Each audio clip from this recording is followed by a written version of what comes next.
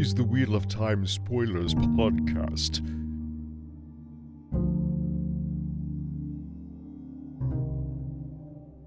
Holidays. We're 3 days away from Halloween. It's very exciting. Spooky. Ooh. I had a great Halloween party at my place. That was a lot of fun. My wife always early. Get that out of the way so you don't have scheduled conflicts with real Halloween. Exactly. Yeah, we did that last weekend. And it's also like if we're doing it this weekend, that's kind of after Halloween. And a lot of times I find that if you do a party after the actual holiday, people are done with the holiday. They've moved on to the next one. They've put their stuff away. Like, you're much more likely to get a attendance if you do the party the week or two before Halloween. People are like, well, my Halloween costume's not done yet, but I'll dry run it at the party, or I'll wear one from last year at the party or something like that. And so you can get just better attendance at Halloween parties. That's my here's my secret to throwing a decent party. Make sure it's before the holiday, not after it. That makes sense. And I feel like the same thing for birthdays, right? You want to throw, like, I know you're not, birthdays might be different because it doesn't happen until it happens. I prefer celebrating birthdays after the day. Yeah. Like, if you're going to extend it, it's like, no, I am 12 now. You can continue to shower me with praise for achieving my new year for the next, week or so. Right, but if you celebrate ahead of time, then you haven't achieved that milestone yet. Right. It's like you can't celebrate graduation. 3 days. Right. Yeah, exactly. But yearly holidays that come every year, I feel like you should more celebrate before rather than after. Right? No one celebrates Christmas on the 27th. You want to celebrate it on the 23rd if you need to, right? Right. But then again, New Year's it's more of a birthday because it's a birthday for the year. Holidays are complicated. What is and Beltane, you always want to celebrate with the pole on the day of. That's very important, no matter what the weather is. Yeah. Because how else are you going to get struck by lightning? This is true. And that is the most important part of a harvest festival, is getting struck by lightning. All right. Do you want to dig into an open gate? So, honestly, there's a lot. There's a lot. There's not a lot here, but there's a lot of pages we have to turn to get through.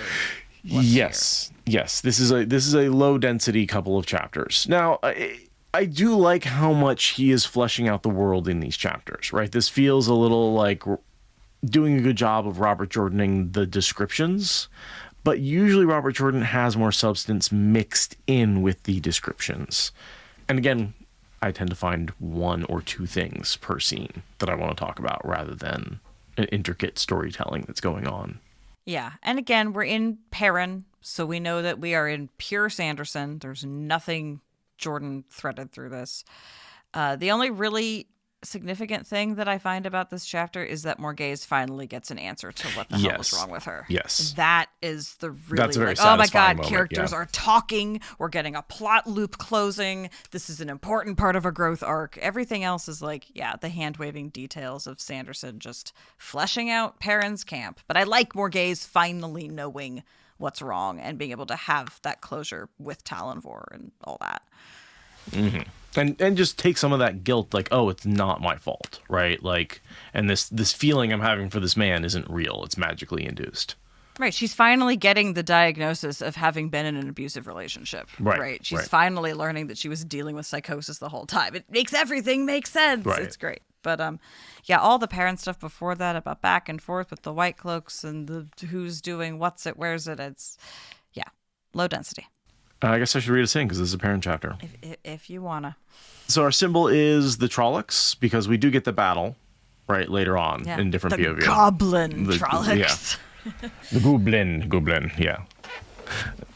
Which I do like that he's referencing. I do like that they make the Trollocs a little more threatening and bring back the threat of Trollocs in this chapter. He's trying to make a large group of Trollocs attacking a group of soldiers threatening again. Yeah, the section with Ituralde in the middle between the two Perrin sections. Yeah, it does have a very eye of the world level of threat feel to it. It's like Sanderson might have been writing it all entirely out of his own head, but he really was marinating in that first wave of terror that you get when Trollocs first show up at Winternight. Or even when I'm thinking book 4, right, with the battle for the two rivers, right? Because that was very... The Trollocs were threatening the farmers, right? They didn't have any, a couple of Aes Sedai channelers, but that was it. Right. Yeah, this is what it means to fight Trollocs when you're outnumbered and have very little magic, or no magic, very little magic to work with. Which, despite the last battle being a magical battle, there's of course going to be tons of fights like this all over the place. Right. Just numbers, the number of soldiers versus the number of magic users. And yeah, like Dr. Pan says, it works really well to show just how on the brink of the last battle we are. It really, you can smell their horrible breath and see the hair. Like, that's how close the Trollocs are. They've been kind of distant and shapeless things that get destroyed at a distance because magic. Now we are up close and personal again. An open gate. We thought it best, Cian had said, to let one of us give the full report. I have gathered information from the others for presentation. Perrin nodded absently. He sat on cushions in the meeting pavilion, Fail at his side. It was crammed full of people again. Cairhien is still a mess, of course, Cian had began. The businesslike Green was a curt woman, not mean or disagreeable, but even her interactions with her warders seemed like those of a prosperous farmer with his workers. The Sun Throne has remained unoccupied for far too long. All know that the Lord Dragon has promised the throne to Elaine Tricand, but she has been struggling to secure her own throne. She has finally done so by reports. She looked to Perrin for comment, smelling satisfied. He scratched at his beard. This was important, and he needed to pay attention, but thoughts of his training in the Wolf Dream just kept drawing his mind. So Elaine is queen. That must make Rand happy. The Lord Dragon's reaction is unknown, Cian had continued, as if checking off another item on the list. The wise ones made no comments and asked no questions. They sat on their cushions in a little cluster, like rivets on a hinge. Likely the maidens had already told them all of this. I'm going to stop there, because there's no real good stopping point at this point, but I was enjoying the little Cianid readings. Those were fun. I like Cianid. She's not the most interesting or the most annoying, but she does work. She's not just there to be an Aes Sedai placeholder. She actually does like footwork on the ground, running around doing stuff with other plot people, and just like going, oh yeah, we don't know how the Lord Dragon feels. Like Perrin made that comment rhetorically and she just answers it like it's another item. I find that amusing. She's a lot of Perrin's people work, right? Like, I think there's a certain amount of like leading by example, because he's always doing something. He's always working on something. He never stops. And so they sort of pick that up by example, right? You have this person who's driven. And that's when he's like, well, I don't know, I'm not a good leader. And everyone looks around and goes, yeah, you lead by example. You don't know what you're doing, but by being so effective, by being so driven, you force the people around you to also be driven and effective. And you're willing to delegate, which is a huge part of effective leadership. And you know when you don't know. Yeah, Yeah, huge. The humility to know when you need to defer to an expert is like really critical for being a leader. So they're basically talking about where is Rand. That's kind of what the next long section is all the different cities he could be in, and where is he? And no one's wrong about anything. They're just rehashing plot. It's a lot of recap stuff. Yeah. He talks about going, and then he talks about, oh, we need to go to Cairhien and talk to the queen now that she's secured her throne. Andor. Right. But yeah, they're like, we need to go to talk to Elaine. Like, wherever Rand is beside the point. We need to go to Andor and talk to Elaine and sort it out from there. We'll meet up with Rand eventually. Once we deal with these White Cloaks. Right, yeah. First the White Cloaks, then the refugees, then stopping off with Elaine, then we'll get to Rand. And Alejandra is curious where she fits into that. And Perrin does, the thing he did to Berelain, which is like, you're an annoyance. You're a pain in my ass. I want you to go away now that I'm done using your soldiers for my own ends, which is rude and inappropriate. And Alejandra does not appreciate it, but is also slower to deal with it than Berelain because she's a less adroit ruler. But it doesn't take long before everybody's like, listen, the last battle's coming. We're going to fight in the last battle. We're an army together who's used to working together. We have a better chance just sticking together and fighting the last battle with you. Lead us into battle. Follow the Dragon Reborn. You are by following you, we are following the Dragon Reborn. You are you are his general. He sent you out to do this thing. And, it's a pyramid shape. Right. You are between us and the point. Listen, we know it's not an MLM, but it's legally distinct from a pyramid scheme. It just happens to be pyramid shaped. Yeah. No, it's wedge shaped. The wide part's at the top. Okay. It's a funnel. Yeah. So then we talk about the White Cloaks and how I guess we're going to beat them up. Perrin is not yet decided to be sneaky about it. He thinks he's decided to attack them. He will change his mind, but he has not yet done that. He currently thinks that he's going to attack them. He hasn't quite realized the trap that's set. Yeah, he knows that it bothers him. He thinks about what a shame it is to have, regular humans fighting each other when literal evil is coming. But he hasn't yet quite put it together that this is a setup. He's just niggling at the problem. The wise ones talk about the problem with the Shanshan and the captives and the year and the day and sort of setting up the battle that is foretold in Avienda's dream, right? This blood feud between the Aiel and the Shanshan. Yeah. It's a complicated thing to thread, right? Because they literally have no capacity to do anything, right? The wise ones with Perrin's army have no capacity to do anything about the wise ones being held by the Shanshan. So they go through the mind pretzel of saying, we'll give it a year and a day. In a year and a day, we will have an ultimatum sorted out and we can figure it out somehow. But we're just gonna have to be mad about it until then. And that is what a mind pretzel, right? The Shanshan suck terribly. They don't respect a year and a day. Wise ones aren't supposed to be taking Gaishan. Like, this is a terrible, terrible compromise, but literally what else can they do other than try to mind pretzel themselves into some kind of peace until a solution can be figured out? Like, I could do anything from the middle of Giladon. Why are they not? They could be meeting with the other wise ones in the dream and sort of talking about it. Like, there could be this council going on between the wise ones. But they have to know to meet, right? Like, this is information they just got, and like they don't do regular weekly meetings or whatever. Right. And I forgot there are very few actual dreamers among, right? There's only the three, really, right? The ones who were teaching. No, I'm getting that wrong. I think every clan has one or two, but still you'd need for them to know to go into the dream and be looking for a message at the right time. And like, that's a lot of coordination. Again, once Rand has them all in one spot and they can plan, then they can figure out how to present an ultimatum that's effective. But for now, it's just, I guess your guys shine for a year and a day, wise ones. It's terrible. Right. And at that point, they might be broken because of the leash.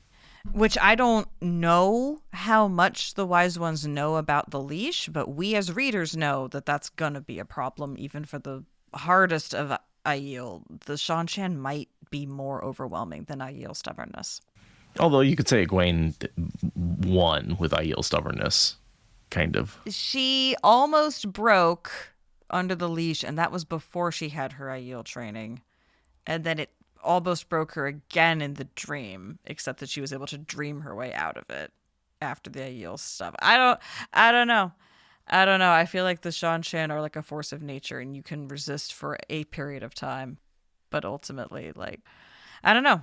I would hate to see the Aiel wise ones being broken or post being broken on page. I think that would be really hard. But we don't have that kind of time pass. No, we don't. No, like everything wraps up within just a few months. So the year and the day is nowhere near past by the time that the books conclude. And so they've sent some maidens to Camelin to spy, but I didn't really get any information out of that other than that Elaine is queen, right? Is that basically the only information they got from the spies that they sent to Camelin? Well, and that there was a Forsaken who had taken over. I mean, that's the information that Morgaise's entire world hinges on, is coming back with the rumors about Gabriel. But Perrin knew that. Perrin confirms it. He's like, oh yeah, totally. Well, but they still have to put all that information together in one place. Because, Perrin knew that Rand kicked someone out, but whatever, it didn't really matter. But now they're bringing this like, oh, it was Ravi. And Perrin's like, yeah, oh yeah, that does connect some dots. Huh, interesting. And that his alias was Gabriel, right? Like that they give him both information, not just that it was a Forsaken, but that it actually was the man who you were shacked up with. Right. Morgaise. Yeah, this information has never been all laid out in one spot, certainly not in Perrin's camp. So she drops the teapot and storms off. Yeah, she drops the tray and just walks away, like the most uncharacteristic, like, I need a moment, please, thank you, and just leaves without asking for permission, like doesn't clean up, doesn't embarrass. Like, she is one thread away from a complete meltdown. Mm-hmm. And she goes off to find a nice natural pool that reminds me of the fountain that she likes to hang out at her palace. She goes off and finds a natural feature that sort of mirrors that to think about it. I missed that. And I was going to say, and find Talonvor. No, she does not go to find Talonvor. She goes to sit by a natural pool and think, and then Talonvor finds her. And she had no idea that was going to happen. Well, no, because that's him coming over to say, I'm leaving. Oh, okay. He literally says, I'm coming to say goodbye. I have to go to Tyr. I can't be around you in this unrequited state. And she goes, hold up. Yeah. I just got some new information. I need a minute to process, but can you please just hold on? Like 5 more minutes. And then he says, yeah, fine. I guess I will. And, you know it's going to be happily ever after, blah, blah, blah Right. for them. Unless they all die in the last battle, which they don't. We get information the Ashaman are better, right? From whatever the bubble of evil red snake sickness that was keeping them from making gateways earlier.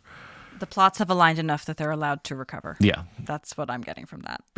The pattern has decided. And so, now they can move a reasonable amount of people through a gateway, enough to start sending home the people that do want to go home, which it turns out is not many, but some people do. And now they're up to capacity. Because the Shido were essentially a great filter. They got rid of anyone who was weak or sick. So you just have a bunch of able-bodied people who are like looking for a fight, essentially. You don't have a lot of people you need to support, and encampment children and sickly people, like none of that. Right. Yeah. The amount of women and children and elders that can't be combatants who are in this camp are very much in scale with camp followers. You don't have a refugee camp. You have a regular army camp with just a lot of new soldiers. But yeah, they're like, oh yeah, as the guy Shine are coming out of their shells, they're pissed. They're pissed and they're ready to go. And when he says Guy Shine, these are wetlanders, right? These aren't Aiel Guy Shine. These are just the people who were taken prisoner, who kind of went into that stupor and now have come out of it and realized their lives were stolen from them, and they want revenge and they want to fight somebody, and they don't have a lot to lose. Roughly 100,000 people who have just gone through hell and come out the other side. Like, don't be too eager to send them away when you have a battle coming up. Just saying. And the chances are the Shido destroyed whatever village or town they were in, right? And killed everybody else who was there. Right? So many of those people have nowhere to return to. Certainly not before the last battle. There's one thought here that Perrin has.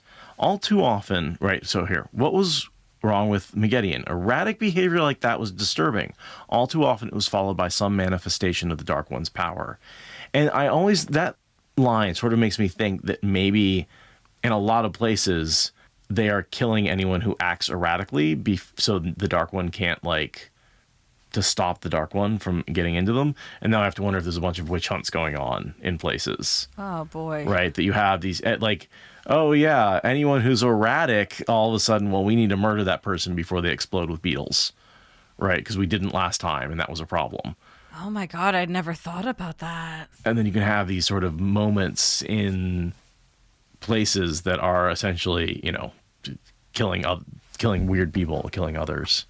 Combine that with this whole Dark Friend thing where you got the last battle and Dark Friends are coming out of the woodwork, right? There could be really dark aspects of what's going on in society, and the number of innocent people who could be getting murdered because they don't act normal, or they're a suspected Dark Friend, or they live alone, or they're a wise woman, right? I mean, this is kind of already the world that we open up into, right? Book 1, it's if the dragon's fang is scrawled on your door in the backcountry, you'll get lynched, right? That's the vibe we open with. So, yeah, the escalation at this point, when people are literally, melting into lava pits or whatever, there's probably a lot of witch hunt, lynching, hate crime type things happening on people who literally were not gonna do a bubble of evil, but Greg did a bubble of evil last week, so clearly Tim needs to go this week. That's dark. And how much that helps the Dark One, right, as he's breaking free. Literally help the Dark One break free faster, right? Because you're doing evil acts. That's so dark. That's so dark. I do think that you could make the last battle a much darker experience. There's all of this starvation going on, and we don't really talk about the people who are actually starving to death. Well, it happens so quickly, and yeah, the food's going bad, but people kind of still eat the rotten food.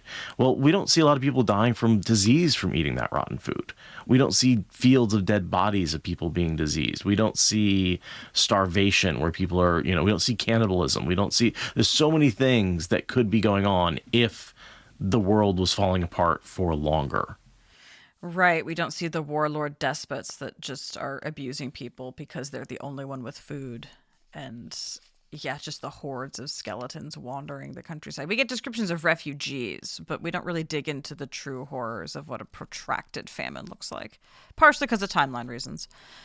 But yeah, there's, because yeah, it's one of those things where you think this big world-changing event is happening. Everyone is thinking about it and engaged with it. And that's one of Robert Jordan's big theses is no, that's actually not how the apocalypse goes down. Most people are not spending most of their day thinking about the big world-changing event. They're trying to like feed their kids and get to work. And like this is a theme that Jordan's been playing with since the beginning. But it does also make for some blind spots in a book that needs to be, choosy about what it shows. It's like, yeah, you could write a lot of fanfic about how awful this is in ways that just don't merit plot. Oh, Perrin notices Fail and Berylane play acting at Friends. Yes. He doesn't get it, but we see that plan is going. And you can tell by the sense that they're, hate each other, but they're acting like friends. So he's like, well, I don't know what's going on there, but it's working.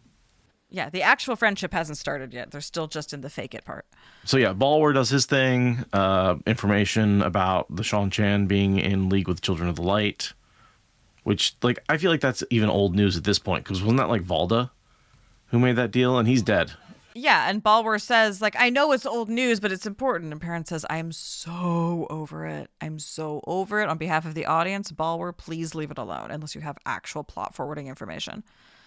And then we get more pictures of Perrin and Matt and Rand and, essentially ransom notes on them, right? It's more like wanted posters than ransom notes. Sure. Yeah, and Balwer says they're being passed around in certain circles. That's the word I was looking for was wanted poster. Yeah. So Balwer has some kind of connection to like the underworld of dark friends, even though he's ostensibly not a dark friend. He knows how to like get a copy of their newsletter in town or something. I think he's just good at getting information. He's just got informants. I think he's just that. He knows things. He has connections. Like he's been the spy master for Pedron Nile, who was one of the most manipulative people on the continent, right? He's got connections. And those connections are not all to the light side. No, definitely not. These photos, I think, are coming from Morgaise and Sindane because their task is to kill, right? Because there was the Varen posters. These are not the Varen posters. Are these not the same? These are not the same. Okay. Varen's been found. Varen's gone off to she's been gone for a while. These are promising money. These are circulating among dark friends, not just among the area. They've got Rand as well because she's like, I know Rand's not in there because he's off doing his thing. So I'm looking for Perrin or Matt. Yeah. These have Rand in them as well. So these are set up by Sindane and Morgaise, who have orders to kill the two helpers, right? Basically take one of them out, take down the tripod. Right. And these are very much circulating among dark friends, not just among the general pop. So yeah, Perrin's like, who the hell are you really? And Balwer gives a truthful yet still very obfuscated an Aes Sedai version truth of his backstory. Yeah. It's very Aes Sedai. I worked for a man I respected. He was killed by the Children of the Light. They might recognize me on sight. All of those things are true statements. Yes. None of them say, I was the secretary for the head honcho Children of the Light fuckface for the last 40 years. Right. He was killed by the Children of the Light, and he was among the Children of the Light. He was one of the Children of the Light. Like, I want to like Balwer. I really do. But he facilitated the White Cloaks being as effective and bad as they were for decades because of working for Nile. And yet you see his reasoning here. Money means nothing to me. The information, that is what important. Facts and discoveries. They are like nuggets of gold. I would give that gold to a common banker to make coins, but I prefer to give it to the master craftsman to make something of beauty.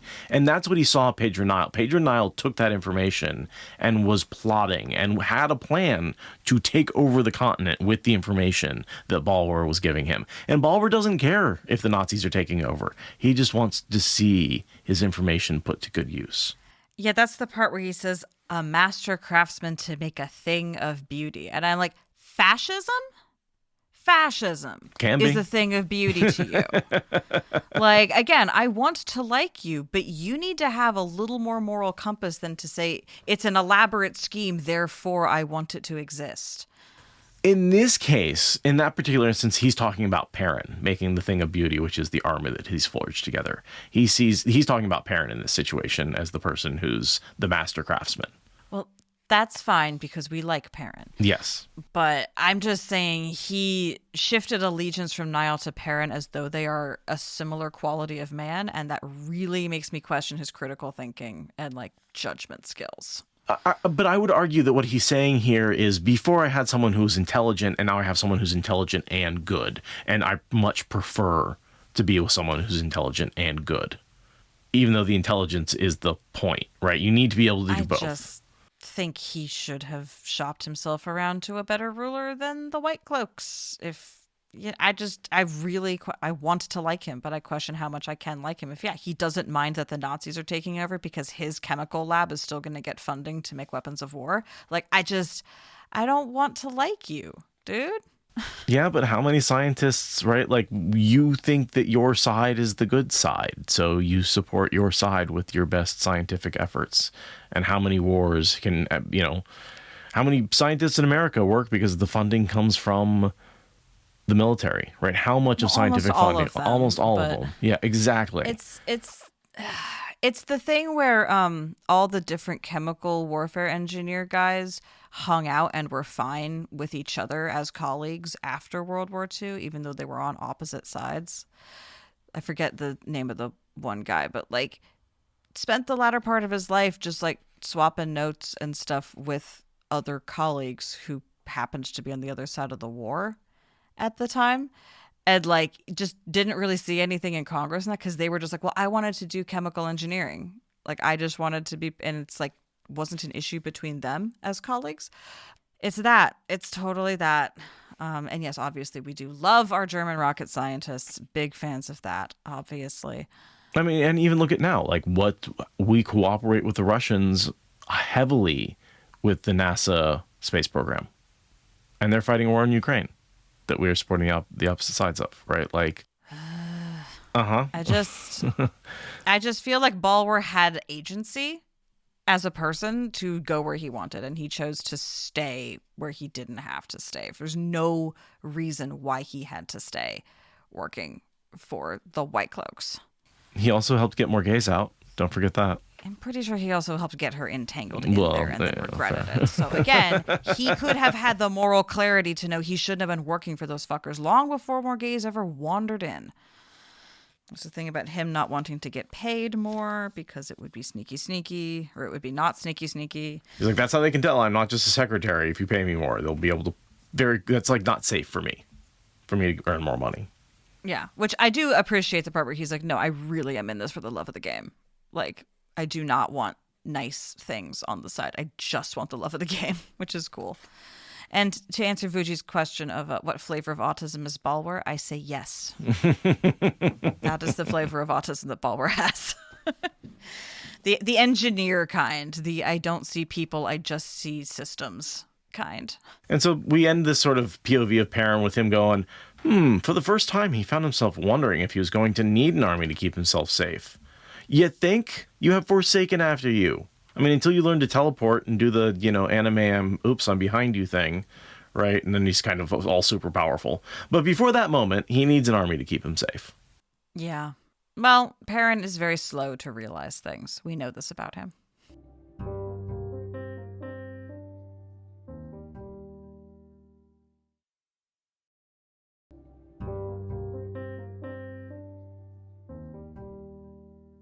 All right, so POV switch up to the battle in Maradon. Right. And that was the one we had before where there's a camp, a city, walled city behind Ituralde. They're up on a hill. They've been firing down that hill onto the monsters, but they're getting pushed off that hill in this moment. They started the retreat when we were with them last. He was deciding to retreat. Now we're sort of 2/3 of the way through the retreat process. The Trollocs are cresting over the hill, but he's still steadily retreating from the base of the hill. They're planning on breaking around the city and going farther down and south and just leaving the city to its own devices with the Trollocs, because that's apparently what the city wants. And hoping the Trollocs attack the city instead of them, right? Ugh. Yeah. Please, we're going away. Just go ahead and attack the city and leave us alone. And the plan is that if they can get far enough away to disengage, they can use a gateway to hop to their next chosen fighting point. It's not like they're going to just retreat step by step. This is a plan. He has a fallback solution, but it would make a lot of sense if the city opened itself up, and it does by the end of this POV. But as with most things in this battle, it's always a little too little too late. Right. Well, and if you remember, and we'll find this out in later chapters, but the city is being run by a dark friend, and so the guy who runs out and saves them, the reason at the end of this chapter he says it'll probably be, it's basically my death sentence, is he did it against orders. So he's going to be executed. Yeah, and there's even a section later where Ituralde says, well, there's surely your queen can give you a pardon. You did the right thing. And he's like, no, I will demand a traitor's death because I know that I did the right thing for the wrong reason. And blah, blah, blah. And it doesn't Rand be like, okay, I'll put you on the front lines if you want a death. Like, go fight the last battle. Basically. Right? Yeah. Like, I got places for this energy. Yeah. Trust me, you'll die. Like, if you want to die, I can make you die and make that worthwhile.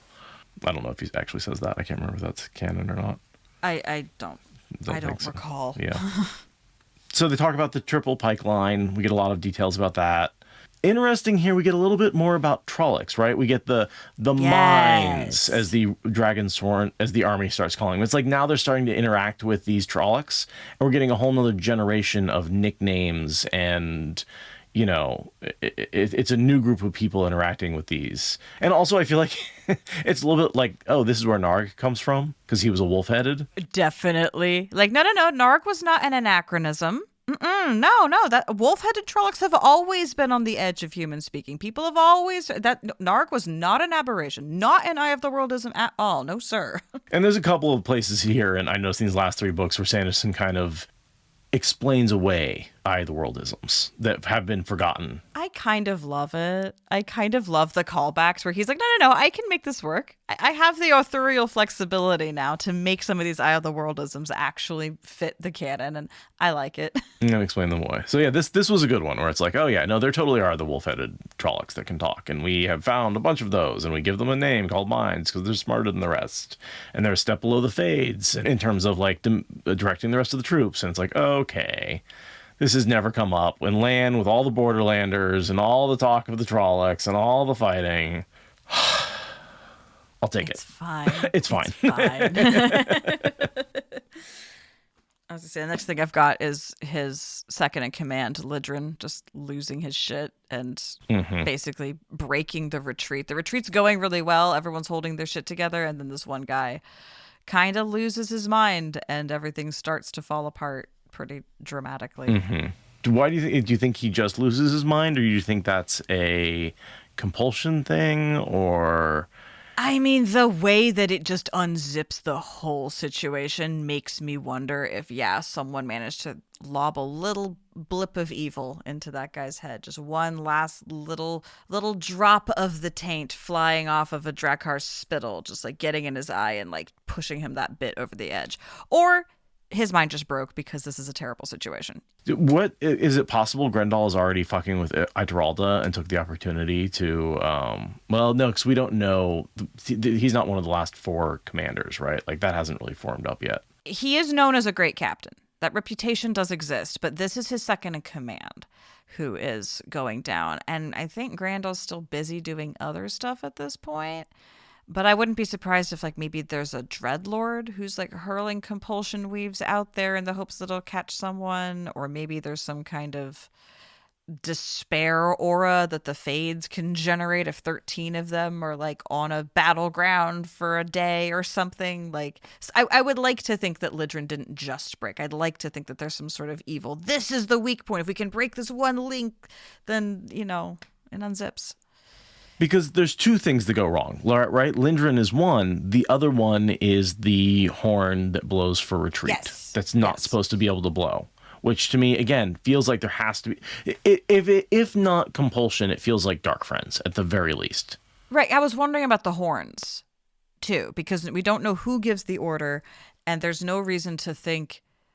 I mean, it seems like it's just an accident. Someone just made that call on their own because they were so desperate, which, again, maybe that's what happened to Lidrin, right? Just so desperate that your entire chain of reasoning falls apart and you start making, rat in a cage calls. But I like the idea that there's some sort of evil influence that's tipping people to make the wrong choice. Maybe compulsion, maybe something milder, but it is a really effective 1-2 punch. And we also know that there are Dark Friends watching from behind them, right? Up in a tower in the town. There are Dark Friends watching, able to communicate. Like maybe they're able to do something from their end or provide information to the other side in such a way that certain things can get affected. Like, I don't know, but I want it to be more than just random chaos. I want it to be machinations of evil. Mm-hmm. I think Dark Friends is a really good explanation for what's going on here. Like, I think you've got someone who realized that if they blew the horns, they could be like, whoops, my bad. But then, that would cause complete chaos. And that's just so stereotypical Dark Friend behavior, where they hide the evil with incompetence. Yeah, I was scared for my life. That's why I had to make the irrational bad decision. Sure, you did. Now, with Lindgren, it's a little bit harder because he is clearly committing suicide, right? He's jumping out into the Trollocs and dying. So we have every reason to believe he was not a Dark Friend, yeah. Right. But, and also, I mean, yeah, people can just lose their minds in terrible situations. And it might just be a measure of how bad it is that even the great Captain Second in Command can't stand up to the pressure. So what follows is a pretty cool, just very scary Ituralde fighting Trollocs, nearly dying battle scene. Yeah, the horse becomes a character just long enough for you to care, and then it dies immediately. Yeah, it's a really intense, awesome sequence. We've got the symbol of the goblin band. I'm like, okay, goblin, cool. That again, a very callback to Eye of the World and Book 4, with the names of Trolloc bands being the names of various creepy crawlies from our mythology. I noticed a pair of names. I'm like, I wonder if these are fan names. I don't know. There's a lot of pairs of names in these 2 chapters, but lots of people dying. Which names were those? Wellborn and Lehin, 2 of his honor guard. They just die. Every time I see a pair of names, I wonder if they're, the fan inserts, but also they just died. Wellborn is named for Brent Wellborn, a fan of the Wheel of Time. Okay. And Lehin, Lehyn, is named for Brian Lehan, fan of the Wheel of Time. Yep. Okay, so those 2 guys show up for the sentence it took them to die. Yep. Which is very typical. That's how he puts those people in, is he's like, oh, you get to die in the Wheel of Time. Congratulations. We have another pair of names a couple paragraphs later who ride off on horses. Helmke and Kurtaris. Helmke? Helmke. Named for Christopher Helmke, a fan of the Wheel of Time. Okay, and the next one is Cutaris. There is no note saying he was named after somebody in particular. Okay, next name. What about Cappre? Capre. Capre. That's an animal found in the Aiel Waste. No, that's Kapar. Oh, so, yeah. I'm not finding anything. Okay, and then that guy's supposed to go to Alin's Cavalry, Alin. No note about who he's supposed to be, if he's named after somebody. Okay. The next one is Sorrentin, Sorrentin. And this is all just on the wiki. Named for Ed Sorrento, a fan of the Wheel of Time. Nice. Sorrentino.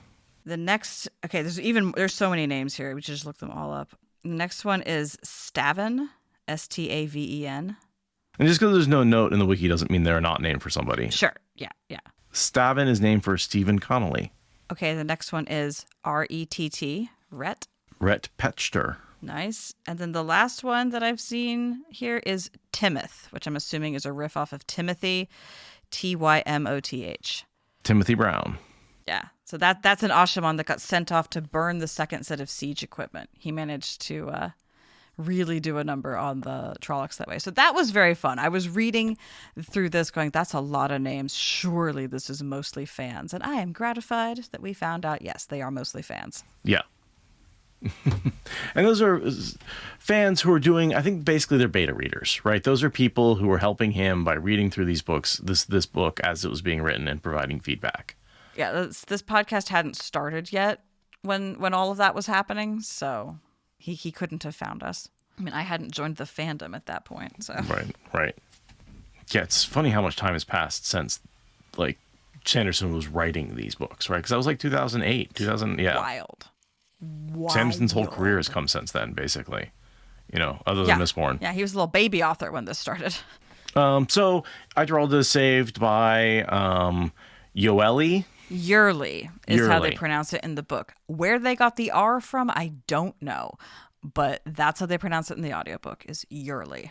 Yo Eli. Yo Eli. This is, I don't understand this name. There's some rule out there somehow that demands that you put an R into the spelling Yoeli. You're supposed to pronounce that Yurli, according to Michael and Kate. I think they just mixed up Ituralde with the and threw that R in there by accident as they were reading it. Could have been. Mm-hmm. But yeah, he comes out and saves Ituralde at the last minute and does so in a very grim manner because, you know, he had to kill some of his own and put his own lord into custody in order to do that. And so they ride into the safety of the town, besieged by several 100,000 shadow spawn, now that there's no one to stop them from pouring through the pass. Yeah. Oh, 2 more names. We've got 2 more names here. Barettal, Barettal. Named after Robert Barrett, a fan of the Wheel of Time. And then last name, Connell, Connell. Sean O'Connell. Nice. So those are 2 members of Ituralde's honor guard that survive the battle and go in with him to Maradon. So yeah, basically, that's a lot of people who got dropped in this chapter. That was like an entire legion of fans just getting dropped in and immediately pulverized by the Dark Friends, by the Shadow Spawn. That's one of the scenes where he was like, "Oh yeah, I can get a lot of you in here. Like everyone, take a number. Let's go. Let's kill some folks off. Yeah, all right, let's go. Yeah, you're gonna fight the last battle and you're gonna like it. Basically, because you need the big names to die in the actual last battle. This is sort of the skirmish. Yeah, no, it would be no good to have people we care about dying in a battle around a city we didn't care about. That would be weird. Mm-hmm.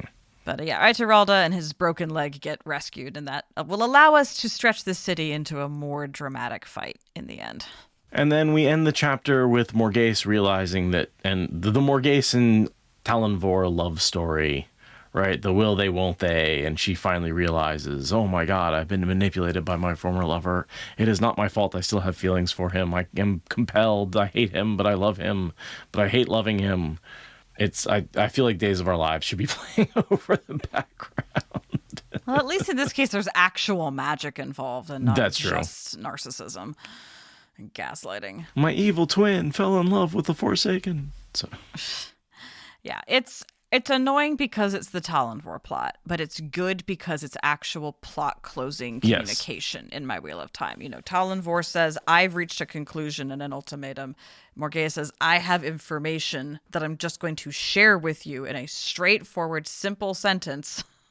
And as much as I don't like their love story, I like seeing it go somewhere instead of just spinning around the drain. Right. And I do like her sort of thinking about Terengel and how, when he died hunting, she had been already a long way towards being independent. It's like, yeah, and he was going to kill you for it. And if Tom hadn't taken him out, you would be dead, right? He did not like the fact that you had that independence, and he was planning on taking you out and taking over the throne. Right. So it's like, you don't even know how much the men were taking advantage of you. It's you're thinking about how much the men in your life took advantage of you, and you don't even know the half of it. Right.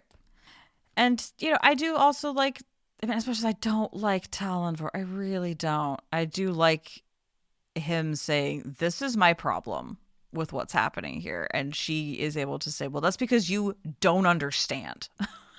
You think that you're in competition with Gabriel and that's giving you like little man syndrome. And like, that's not what's happening. That's not what's happening at all. And it's just so... I don't know. I feel like there's potential for me to like Talonvor now that he knows the facts. I don't, but like there's the potential for it. My problem with Talonvor is kind of the same thing that I have a problem with Gawyn, where he's told, hey, if someone's going to love you, you need to go out and make your own life. And they can love you for what you are doing, right? You can't make your entire life about them and expect them to love you, because that's ridiculous. And so I feel like Talonvor is doing the same thing. He's making his entire life about Morgaise, and then what is there for her to love about him? Because he's just reflecting her back at herself.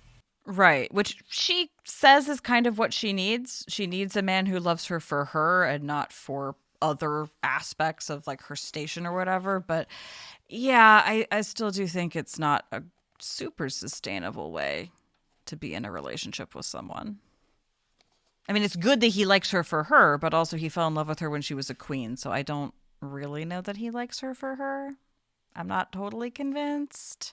He's continued to like her, kind of, like, except he doesn't like the way she acts or what she does, or yeah, he just wants her to change everything so Yeah. that way she can be beautiful for him. I like the plot moving forward. I don't like what the plot is. Right.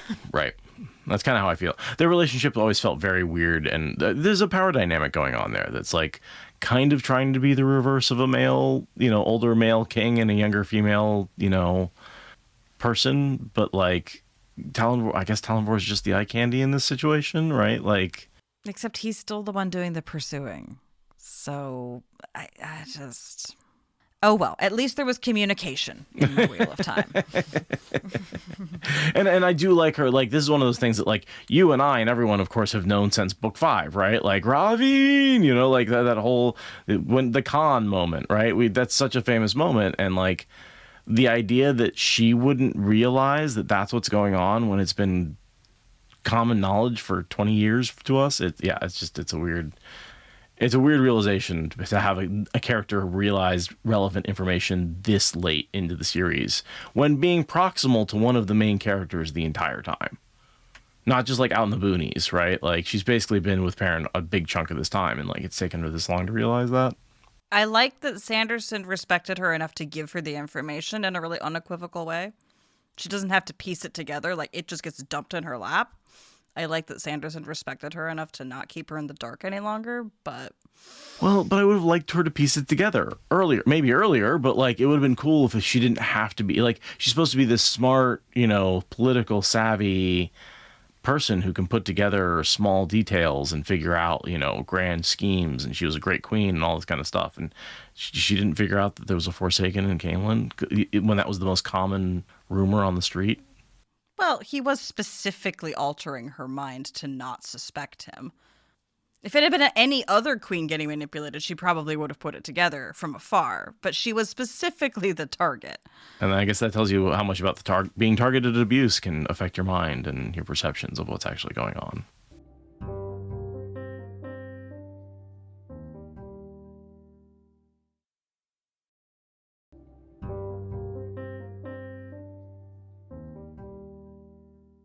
And that brings us to chapter 22. All right, less than an hour. We're on to chapter 2 of today, which is chapter 22 of the book. One of the longest chapters I've seen in a long time. Very long chapter, and it's called The End of a Legend, which I did not really quite figure out what that meant until my read through today.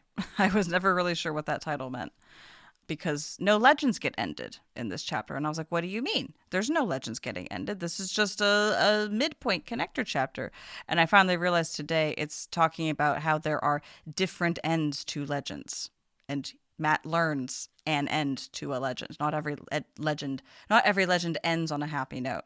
The end of a legend might be kind of shitty, actually. That's what the chapter title is about.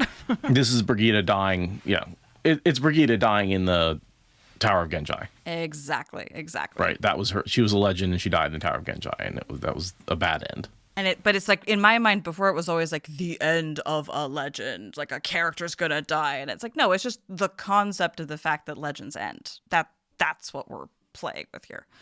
I don't know, maybe I'm the only one who didn't get that, but I wanted to share my ignorance. It took me a moment of thinking. So we open with everyone's favorite character having everyone's favorite thoughts, doing everyone's favorite plot.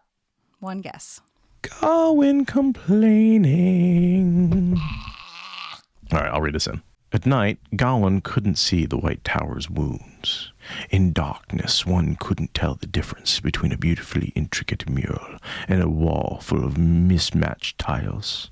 At night, the most beautiful of Tarvalin's buildings became another dark lump. At night, the holes and scars on the White Tower were patched with... I don't know what I'm doing. You're just mocking Gawyn so hard you lost the plot entirely. I totally lost the plot. I was really bad. It's just white or black at night. It didn't really matter. Some people like living in the darkness some people prefer the curtains of darkness to the open windows of daylight because they let them see the world in all shadow. I mean, it's really juvenile. This idea, I mean, I want it to be deep, and then... What do you mean you prefer darkness so you can see things in shadow? Why are you so edgy and yet still so stupid? He's an edgelord who just discovered Nietzsche, you know? He's like, yeah, man, did you know that if you put eyeliner on, you'd look really, like, cool? Like, he's just... I mean, there's a reason why I chose to write American Idiot from the Gawyn's perspective. You know, when I did that for Why Idle a couple years ago, he's such a little baby edgelord. He has no original thoughts, but so much angst. And I just really don't like him. I can't tell if the tower's white or black. Mm-hmm. It's the White Tower. What do you mean? Like, I don't... Yeah, like, why are you so changeable that the state of the weather is enough to completely change your entire moral compass? Like, have a little more fiber than that. So he's sort of just stalking around the tower, right? Like, he's on a midnight lunch, okay? Yeah. It's a cutesy soldiery term. Yeah, he's got professional insomnia. Because he's been guarding the door at night, so that's just he's on the nighttime, like he's awake at night and sleeping during the day, and that's just the schedule he's been on because he feels like he needs to protect Gawyn at night. Yeah, so he's doing his rounds, trying to talk himself out of going to check on her, which he ultimately fails at. You know, it's a through line of the chapter is him trying to stave off going to check on her, which he ultimately fails to do. What you're saying, Gawyn has no self-control whatsoever? He has a small amount of self-control. He makes it for like multiple interactions before he goes to her door. We have like a whole chapter to get through before he fucks it up. So he has a whole conversation with some of the former younglings, which I don't even know why they're talking to him, right? They should see him as a traitor. Like there's some weirdness going on. But I know the tower's reunited, but like he left them and he would have killed somebody to do it. I don't know. Well, he killed their teacher in order to bring them all together in the first place. So there's like a real seriously twisted trauma bond holding them all together. It's strange. And these guys have now drifted so far away from the original mission that they don't even want to be warders anymore. So like the shifting allegiances are shifty. Right. I guess. Right. Well, and that you can see, like, they were basically hung out to dry by Elida. And it's like, we just don't really necessarily... We still want to be part of the tower, but we don't necessarily trust individual Aes Sedai anymore. Which, I'm like, go somewhere else. Let's love those other armies. I think it's because they want to stay together, and Tarvalin's one of the only, like, non-nationalistic armies. I guess, yeah. Maybe, like, they would have a hard... Like, I don't know. We haven't seen, like, hardcore nationalism amongst any of the armies. Like, Tam went and fought in multiple... other war. Like I don't really get this other than I think Sanderson was just trying to give some more closure to Gawyn's plot and the whole thing with the younglings, and it would have been weird if they just all ditched him without any more plot. So Sanderson's like trying to make like a more fleshed out separation. We get some more names here that might be more beta readers. All right, turn them over. The first one is Mazone, Mazone. Eric Mazone, a fan of the Wheel of Time. Next name is Celark, Celark. Fitzgerald Clark, a fan of the Wheel of Time. Final name, Zhang, Zang. Han Zhang, a fan of the Wheel of Time. Boom, boom, boom. So these three fans of the Wheel of Time get to exist in the Wheel of Time, and they get to tell Gawyn that they don't like their job and they want a different job. And Gawyn promises to figure that out for them. And yeah, he uses that as a thing with Chubane later, and they basically form a new cohort of tower guards out of former younglings, and everyone's happy. No loose strings. It's a good chance for soldiery things to happen. It's good. It's fine. It just, yeah, I don't really know why we need it here other than Sanderson felt bad about Gawyn and was like, let's give him something nice to do. Yeah. Well, it's a way to round off the younglings plot line, right? Like, okay, they're division of the Tower Guard. That's where they're going to fight from now on. We can just treat them as part of the Tower Guard. And the youngling plot is ended. Right. It's not left hanging. It's actually folded in and woven in. Oh, Kabuchi. Imagine being a Watt fan who gets to be part of the books and you end up having to talk to Gawyn. And he gives you advice. No! Sanderson, take me out. I didn't want it like this. Not like this. Not like this. There's honestly, okay, there is one little part of what Gawyn says to them that I do like, and I hate to like it, but I do like it. Sure. So he's talking to Solark about how they don't all want to be warders. And he says, there's no shame in choosing a different path. And Solark says, the others make it sound like there is. And Gawyn immediately comes back with, the others are wrong. And I'm just like, correct. Other people's sense of shame about what you choose to do with your life is not your business. You need to do what's right for you. People have different paths. And Gawyn's just right here in his little edgelord 20-something phase being like, no, you got to live your life. You got to live your truth. Don't let other people dictate what you should do with your life. And I'm like, I can't help but applaud. I cannot help but applaud at him just saying, the others are wrong. People who would shame you for your life choices are wrong. Just full stop. They're wrong. I love it. I hate that I love it, but I love it. Gawyn said something right, like a broken clock.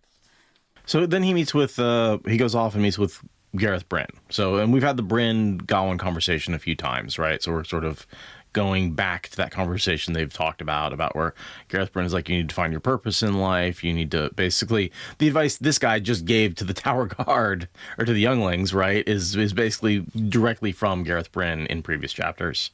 Look, it's a lot easier to give advice than it is to take it. You can pass through some real good advice without it actually sticking to your brain. Though if you do it often enough, it does start to stick, I say, as a coach. But yeah, we've had this conversation with Bryn before. It's good to have it again because apparently we need to reiterate it, that you need to not make your entire life wrapped up in someone else's Talon 4. Mm-hmm. And then there's this really awesome part where Gawyn's asking for advice and Bryn is offering the opener to some advice and Gawyn's lashing out.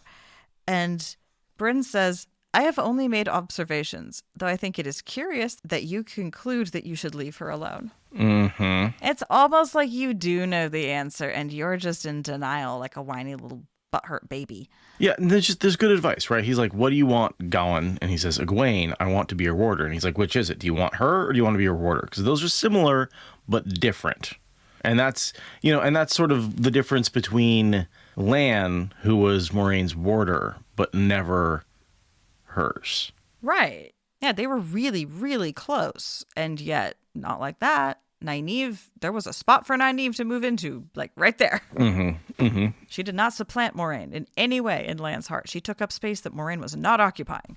And I do wish the two of them had just remained lovers and not warder Aes Sedai. Lylewyn is on her way. She's gonna be here soon, and then Gawyn can just work with Domon to help keep Lylewyn sane while she deals with being Egwene's warder, right? Lylewyn could just have a two-man team backing her up in her job. That would have been so much better. And then, yeah, Gawyn could have just been the eye candy. He could have been the Min of the situation. Go read a book and play with your knives. And how much it would have been helpful to Egwene to have an advisor who knows the Seanchan when dealing with them. Right, and also to have an intimate advisor who's not a part of her infrastructure, just her husband. just be the husband. I think that's enough of a job. Mm-hmm. And I like this little bit. Your instincts are usually good, just like your mother's were, but because of that, you've never had to face what to do when your instincts lead you in the wrong direction. And to me, that reminds me of a kid who never really has to study to get good grades and then goes off to college, and all of a sudden they have to figure out, oh, wait, how do I study? I don't know how to do that. I never had to do that. I'm talented enough. I've never had to do that. And that's sort of how Gawyn, he's talented enough. He just kind of goes with his gut, and he's never really had to think about how to make a decision. And so now when he's faced with a decision where his gut isn't giving him good advice, he doesn't know how to work through it. Right, exactly. No, so I went to Waldorf school until 8th grade, right? And then I did 2 years of public high school, 2 different high schools, and then I got my GED, and then I went to college. Those 2 years of high school were so underwhelming. I didn't have to work for it at all. I didn't have to study at all. Waldorf, it's not the same kind of education. It's a completely like creative, organic, like there's a process. There's stuff you have to learn, but they do teach you how to study, not in a how to pass school test. It's a different kind of studying, but nonetheless, how to learn. It's not studying, really. I wouldn't call it studying, but I did learn how to learn in a way that set me up very well for the kind of learning that college would introduce to me. That weird gap in the middle with public high school was so strange. It was like the level of ease to gamify that is happening, right? It's not because I was smart. It's because the thing was clearly set up to be gamified by anyone who wanted to gamify it. And it was such a weird change of pace after having been taught you have to be creative and original in order to regurgitate the lessons, because otherwise how will we know that you learned them? And then you go to college and, you know, there's a bit of gamification in the lower classes, but as you get towards the end of your degree, like the need to be original is very much what is required, at least in the program I was in. Like, you have to be original, otherwise you're not going to be able to process the information. And yeah, I can't imagine how hard it would be to show up at university never having been told, nah, you just need to figure out how to say it in your own words. That's the assignment. High school didn't have that. The 2 years I went to it, it was creepy. And sort of a comparison between, there's also a comparison here between Gawyn and Gawlid, right? Gawlid has given everything a great deal of thought. He's worked out his code of morality ahead of time. That way he knows how he's going to respond in any situation. Until he comes across a situation where he hasn't actually worked it out ahead of time. Yeah. So we're having a very, like, Gawyn is ADHD and Gawlid is autism. Like, I've thought out every possible branch that this conversation could take me on. I know what all of my answers are, like, until you throw me a curveball, because that's how life is. Whereas, yeah, Gawyn is just like, I'll do whatever feels right. That's the very ADHD thing, where, yeah, often your instincts are good. Your pattern recognition is good. You will make the right call. But when you don't, you have no idea what to do next. Whereas with the planning, it's like, oh, I've planned everything out until I'm presented with a situation I haven't planned for, and then I need to go away and go think about it for 3 days and have multiple meetings with Perrin until I figure out what to do next. Right, yeah. Right, yeah. Galad.exe has failed to execute. Yeah, and here's the sentence where Bryn says, no woman wants that in a man. It seems to me that men who spend time making something of themselves rather than professing their devotion are the ones who get somewhere, both with women and with life itself. Yeah, which I definitely feel a little bit of Sanderson fourth wall breaking, talking to fans of the fantasy genre who don't maybe understand how relationships work in the real world, because he might be a big old nerd, but he is married. He knows a thing or two about the opposite gender. I also think there's a little bit of preachiness in there, though, because there is this, like, because he is this person for sure. who It's works an overcorrection. So, yeah. But it's to a real thing. I feel a real thing being addressed. Sorry. Then Suan comes in, and I have nothing except that, like, she's in a relationship with Bryn. Like, I hate how much she's been diminished to brings tea and flirts. Yeah. And scolds. Oh, she's mothering him. Isn't it funny how she looks so much younger? I'm like, that's the Amerlin seat. Former, but still. Like, why is her only job to, like, bustle in with some tea and kiss Bryn on the head and shoo Gawyn off? Like, what? How the mighty have fallen. I don't like it. Yeah, that was a weird one. No, I didn't like it either. In the way, like, now Gawyn doesn't need me, so I'm just going to go off and be, like, housewife. And it's like, and I have the power back, so I guess that's okay, too. I don't know. Yeah, this is the point at which it's like, ugh. It's really hard to like what Suan's arc is doing at this point. Yeah, didn't like Suan. Don't really like Suan for the rest of the series. Like, her and Bryn's death and everything. They're like, oh, we separated one too many times. Now we have to die. Like, dumb. Yeah, where the best case scenario is that she gets to live in a happily straight marriage where she looks half her husband's age. That's the best case scenario. And instead we get an inglorious, barely on page death. Like, yeah, there's really not anything fun with Swan for the rest of the series. For such a major POV throughout the series, who got so much screen time, I really am disappointed with how she got handled in these books. Yeah, at this point, the disappointment is in full swing. Sucks. All right. Speaking of disappointing, Gawyn is going to go first appear cool and then completely step in it and ruin everything instead. Well, he does discover this assassin, right? He discovers one of the blood knives. He chases it around, throws a knife at him. He figures out that the shadows are where they're hiding, right? Like, he kind of figures out the mechanisms of the blood knives and how it gives them a boost to speed and a hidden speed. And he chases one off. And then once he chases it off, he goes, oh, maybe it already killed the Gawyn. Let me go run into her room and check on her. And he immediately falls into the trap meant for the Forsaken. Right. Anyone who was to walk through the door, which apparently no one had done yet. Right. And that would have included the assassins, right? Like, it would have captured the blood knives. Absolutely. And then she would have known she had two hazards to worry about. Exactly. So the whole, like, oh, he saves her from blood knives later. Yeah, but, like, he kind of ruined her trap for them tonight. Yeah, no, it would have been better if he had left well enough alone, because her weaves were perfectly adequate to protect herself because she's not a dumb little girl, you dumb little boy. And that's a lot of pages that I just summarized. I don't know if you had anything else in there. No, it's a fun action sequence if you want to see Gawyn learn about the mechanics of the blood knives, but I liked your summary. I'm happy to move on.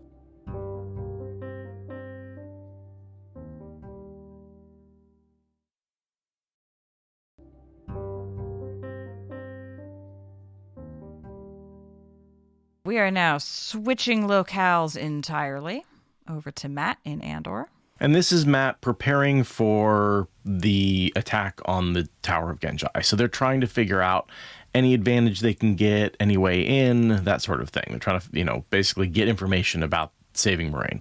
And collecting the materials. Yes. Right? They're gathering intel, they're gathering materials. They're winding up. They are not ready to take on the Golem yet because Elaine has not yet delivered the awesome news of duplicate medallions. Matt is still feeling very naked without the medallion. But yeah, we are gearing up for multiple epic heroic adventures while also bitching heroically about how much everyone is hearing about all of his heroic adventures. It's very funny. He's literally gearing up to do interdimensional hostage rescuing while being angry that people are talking about how he's walked into Death's realm to demand answers. It's very funny. And he's talking to an old man at a bar, and it's just like every bar has an old man that will just like yammer your ear off if you buy him a drink. This is true. And he's hiding under a scarf, right? That's his disguise. It's basically a scarf over his head. As best I can tell. I don't really fully understand how he's supposed to be wearing it that's hiding his features. He's wrapped it around the bottom half of his face, so only his eyes are showing. He's kind of going with like that bandit look. Mm-hmm. And for part of me, was like, how is he hiding the missing eye? But that hasn't happened yet. Because it's in the future. In the future. And I read these out of order way too often. That's a you problem. Prince of... And so he gets told, that whole thing where you're at a bar and the guy talking to you is like, oh, yeah, that Prince of Ravens guy. And it's like, oh, yeah, that's me. Mm-hmm, mm-hmm. Yeah, he's hearing about himself in rumor from a barfly. It's great. He thinks a lot about... He's walking through Low Camelin, which has sprung up as essentially becoming its own city, which... That's not going to last for very long because the Trollocs are going to burn it down. Yeah, he thinks about how it's going to need another wall built around it in another couple of years. And I'm like, oh, maybe in another decade once it's completely rebuilt. Yeah, because it's pretty much toast after the end of this book. Because of that letter you're carrying around that you need to frickin' open up. Literally, you are holding the answer to saving this place in your pocket. But no, I don't like Aes Sedai. Checks out a serving girl who's good for Talmanis. Mm-hmm. And we see from Birgitte's POV that she's like, well, he's not slapping him anymore, but he's still looking. Yeah, I will have a soapbox to drag out when we get to that line. Okay. He's joined by Noel, right? Jane, a.k.a. Jane Farstrider. You're going to be more famous than Jane Farstrider pretty soon there. How would you know? I heard him talk about it because he's admitted to being Jane's cousin at this point. Yeah, eye roll. Yeah, he's like, how would you know how hard it is to be talked about all the time? Jane complained about it. It's like, your cover story is shit, my dude. It's really, really thin. Tom's like, how is Matt not figured this out, right? Right. Tom Tom's figured it out first day. Figured it out. Tom already knows at this point. I'm pretty sure Noel's sure. dropped enough hints at this point that Tom doesn't need to have even heard this comment to have put it together. Tom is known for a while. Yeah. I also love how Tom shows up and Matt thinks like, I'd offered to make Tom a backstory, but he just, coughed politely and said he already had a backstory worked out. He's like, no, Matt, I don't need 3 pages of your D&D fanfic. I am literally a court bard. I got this. I got it. I can cover it up. I can make it up on the fly. I don't need your lies. No, and no one cares about backstory either, right? Yeah, literally nobody. Yeah, no. It is the best part about setting up a new D&D character for you. For nobody else does it matter. Because you have to know how you're going to react to things based on your background, but nobody else needs to know. Exactly. So we're getting a sort of gamification of how to beat the snakes and foxes, right? And so they're talking about, well, we've got the rhyme from Oliver. Well, we've got the rhyme from the game, right? It's literally the opening of the game. Oliver had that story from Birgitte about how to get in using the knife. Totally. They're talking about how to break the rules. And Tom's like, well, maybe we should, try to bargain with them. To which Matt is like, have you met the concept of devils? We're not doing that. And, Birgitte emphasizes that later, like, do not bargain with them on their terms. You have to bargain on your terms. She says don't bargain at all. And we know that technically there is a bargain because he does exchange his eye for Moraine. Like, it is a bargain, but it's a bargain on his terms, right? It's within the bounds of the prophecy, not the way that, any other way. Well, and I always imagine a bargain was made for the people who went through the doorways, right? Because if you go through the doorways, you are bound by whatever bargain was made when those doorways were made. Exactly. And that includes no blood shall be shed. However, someone who made that bargain didn't think about hanging deaths or other sorts of non-bloodshed deaths, bludgeoning deaths, that sort of thing. Well, I was talking about he gives up his eye. I mean, that's blood. Absolutely. Yeah, no, but there's another bargain, right? So I realized that there must have been this other bargain at some point, right? Because here they're talking about if we knew what the Aes Sedai had, the snakes and fox wanted, the reason they were willing to bargain, right?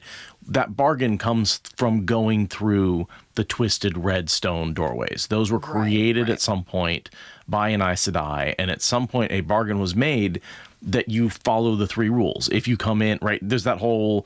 Do you have fire? Do you have fire, musical iron, instruments? And so that bargain is, and then you're safe, you're protected to some degree until you reach the room and make all of that was somebody made that bargain, right? When they created the stone doorways. But if you go in through the Tower of Genji, you are not protected by that bargain in the slightest. But that bargain is the reason that Matt was hung and not stabbed. Right. And I think to a certain extent, that's part of why he's able to get away with the bargain to get Moraine is because giving up half the light of the world to save the world, they kind of set that in motion. That was set in motion under the auspices of the Twisted Stone Doorway. So even though he came in through the tower this time, if he can manage to, get to the Great Hall and give up half the light of the world, he's going to have to be allowed a chance to save the world. Right. It's in the rules. It's in the rules. But he does make a good point here where he's like, they know I have to come back. They see the future, right? There's a chance that they can get me then. And so they are willing to let me go on the chance that they can get me back. Yeah. This is the thing about these kinds of devils is they are lawful evil. They have to follow the rules. There is no, never mind, we change the rules. There's no Calvin ball when dealing with these kinds of creatures. Well, and one of the things I really like, and we don't realize this until much later, but he asked for a way out, and they gave him the Ashendari, but then they didn't make him use it to get out, so he wouldn't realize it was a key, so that he couldn't use it when he came back, right? And so they literally not only gave him a way out, but they then kicked him out on top of that, which was not part of the bargain, but that was their way of hiding that the Ashendari was the key. Right. Which is the entire reason Jane Forest Rider dies, because if he'd known it was a key, then they could have bailed before Jane died. Right. Yeah, he just buys them time for Matt to realize that. Ooh. Which, that's a very Sanderson thing, right? This, you get in this situation where there is no escape, and you realize something that you could have realized at any point, but because you realize it in this moment, it saves the day. So it's kind of like Wizard of Oz. You had the shoes with you the whole time. Yes. Sanderson loves to give you the key to your survival and have you have it the whole time. And if you just realized it, that's such a Sanderson plot point. Ugh. I hated it in Wizard of Oz, and I still hate it. Well, especially if you look at Stormlight Archive, right? That is all about swearing oaths at an opportune moment, right? And so basically his characters can reason through their oaths and, oh, I need to be loyal to these people for this reason, and I can come to this moral realization that gives me a boost of power. So there's so many moments in the Stormlight Archive where his characters are down on their luck, about to be defeated, and they go, wait a minute, I need to sacrifice for other people, and then they get more powerful and survive. Yeah, I've never wanted to play a paladin, so ugh. This all makes a kind of sense. Kaladin the Paladin? I guess. Oh, yeah, Marzipans bring up a good point in chat, too. They also signed the key like it was a letter or a contract, further disguising its key-like properties, right? The Ashendari has the cool script on it. That feels like letterhead on, like, a participation trophy. It's not something you'd put on a key. Unless it's like the key to the city, which I suppose it kind of is. I mean, it's a key to the realm, and key to the entire portal between dimensions. And so do you think the Aelfinn can watch through his eyes? Do you think they can read his thoughts? Like, how much access to him do you think they have once he's gone through the Twisted Stone ter'angreal? Because they're able to implant thoughts from someone, thoughts, memories, perceptions from anyone who goes to the Twisted Stone doorway, right up until their death. Right, this is the thing. This is his realization, right? Because he remembers dying, there's no way to get someone's memories of dying after they die. So you must be able to read their mind at the moment of death. Which means, once you pass through that doorway, the snakes and foxes have a connection to you and can read your mind at any point in your life. Your past, your future. Maybe not your past, but any point. I think it's any point after you go through the doorway. They know exactly what's going through your head. Yeah, I wonder if there's, though, some sort of limitation on, like, they can capture it all after you're dead, but, like, while it's still recording, while you're still in motion, it's, like, not accessible. Like, I don't know. Like, can they get a real-time update, or, like, do they only get, like, packetized chunks, like, when you go to sleep or something? I think they know what's coming. I mean, why should there be rules for these guys, right? Right. Why should there be rules? They exist in a non-Euclidean relationship to the real world. Right. They exist in a fifth dimensional space, right? Space and time do not make sense in the world.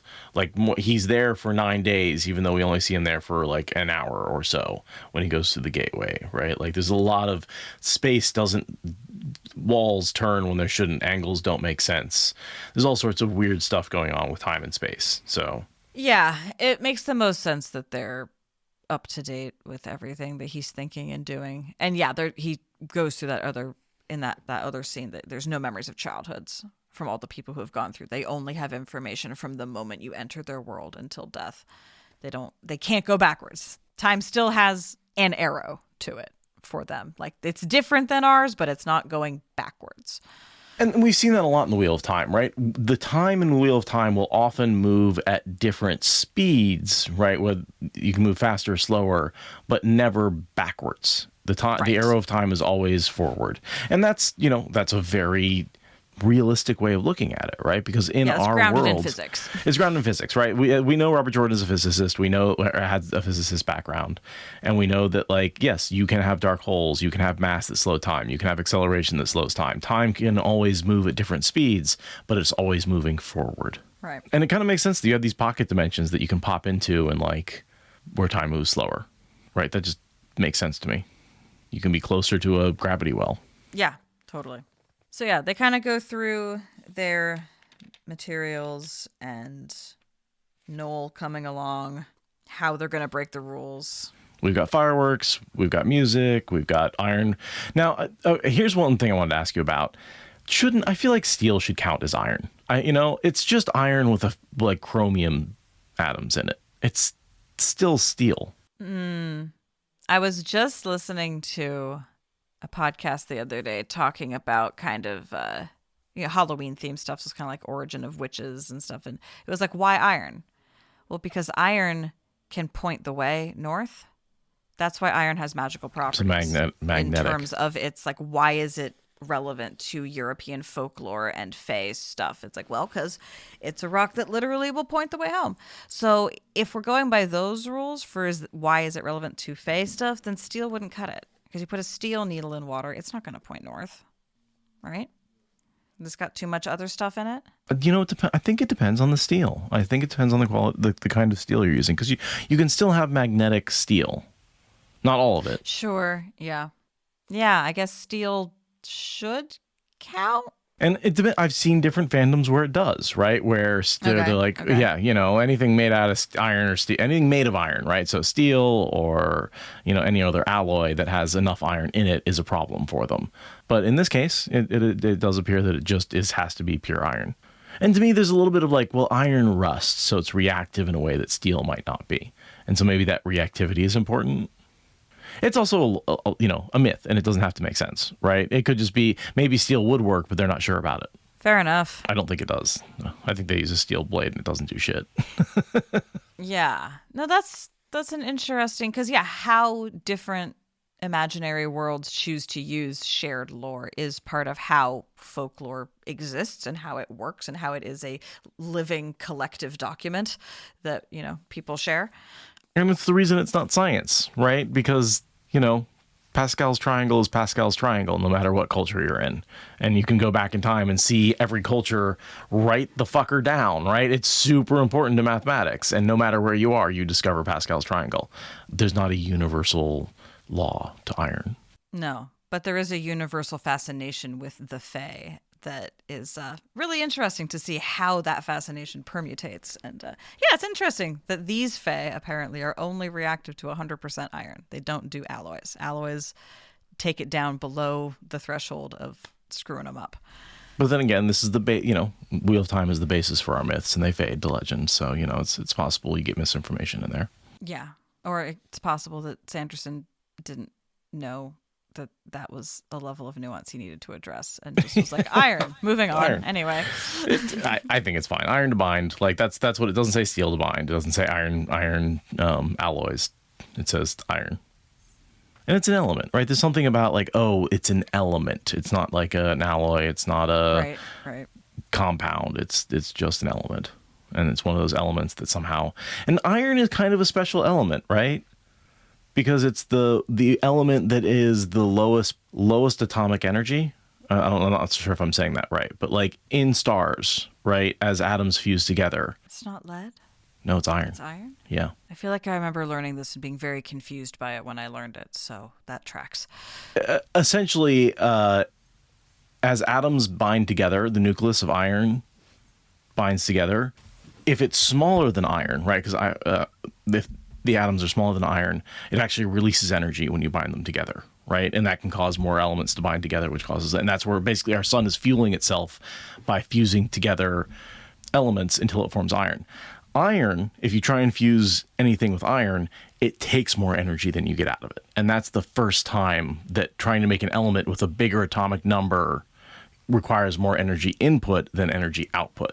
And so all of a sudden you have this inversion where essentially iron is this lowest common denominator in terms of atomic energy, right? And so the only way to get higher atomic number elements is through supernovas and explosions where you kind of compact iron more than is natural. And that's why you end up with supernova and black hole mergers and neutron star mergers.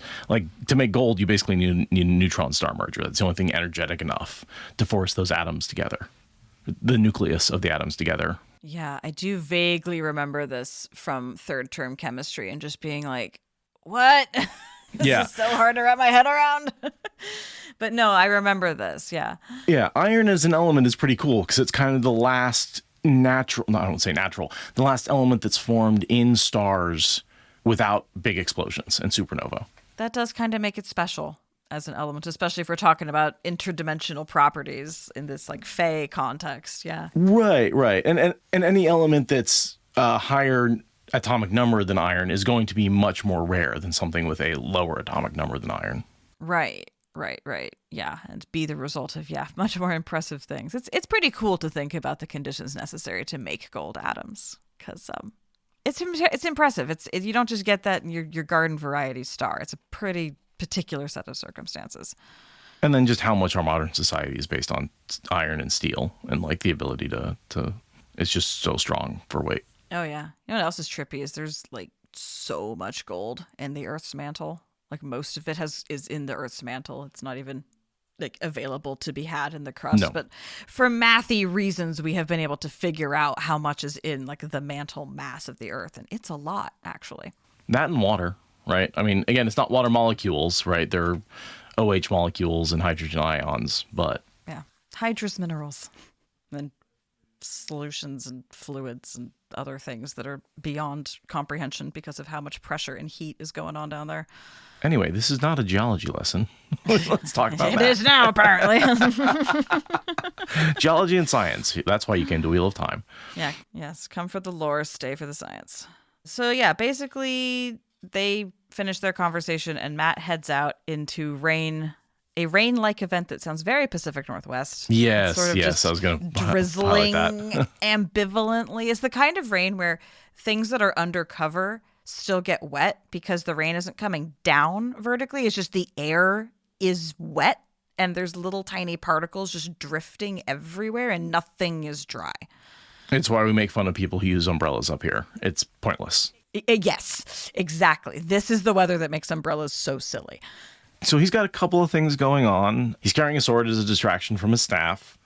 He's got dice thundering in his head. I don't know if we've seen that start, but that is going on. Do you know what these stop on? I forgot to look that up. I feel like this is the Tower of Genji dice, right? I don't remember when the dice stop exactly, but I think you're right that dice do stop while he's in the tower. So that's got to be these. It's got to be tower dice. Which I guess makes sense because his fate is not to be part of the defense of Camelin, so the letter would not be related to the dice in his head as much as one wishes it would be. It's not. Right. And so he has the Baron, mention of the letter. He's not going to give that up. We see a moment of Rand, and I was trying hard to place this. Matt saw him sitting on a fine chair, staring down at the floor in front of himself in a dark room, a single lamp flickering. He looked worn and exhausted, his eyes wide, his expression grim. I'm really struggling to place what the timeline is here. What room is he in where there's just a single lantern? What is he grim about?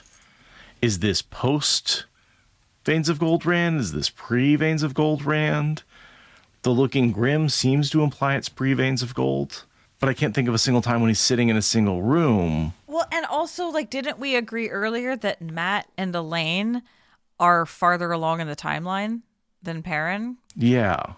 Right, because Elaine's done her thing where she's felt post Veins of Gold at this point. Yeah, exactly. So, because she's like, oh no, he's warm. So this has to be post Veins of Gold because she's felt him and Matt is in her timeline. So my thought was that this is a moment where he's really feeling all the negative emotions in a post Veins of Gold state, but he's actually dealing with a hard day. I don't know, he's still not getting to deal with Lan, or he hasn't seen Maradon yet, I don't think, but something has happened and he's just dealing with those feelings and just kind of having a moment. Just because he's post Veins of Gold doesn't mean he's always calm and happy and surrounded by people and having a good time. It means that he can have a good time and can also genuinely experience a rough time. So I'd like to think that this is him just kind of being I need a moment to just have some rough emotions and just kind of process that by myself and not have it be in the brooding, isolating way it has been, but be in the more just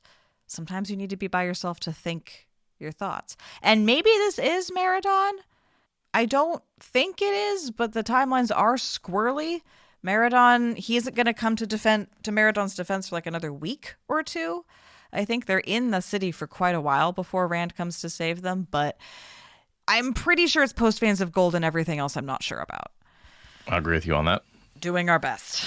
So he realizes in this moment that Oliver knows how to get into the tower because Birgitte told him. And of course, Birgitte would know because she's a hero of the Horn. And he's like, why haven't I been questioning Birgitte about all of this? She's a great source of information. And it's yeah, that's actually a good point. And again, the things we like about Sanderson, he has the characters actually talk to each other. He goes to Birgitte and says, you are a hero. You know stuff about the tower. Tell me about it. Instead of being I don't want to bring it up because it's sensitive.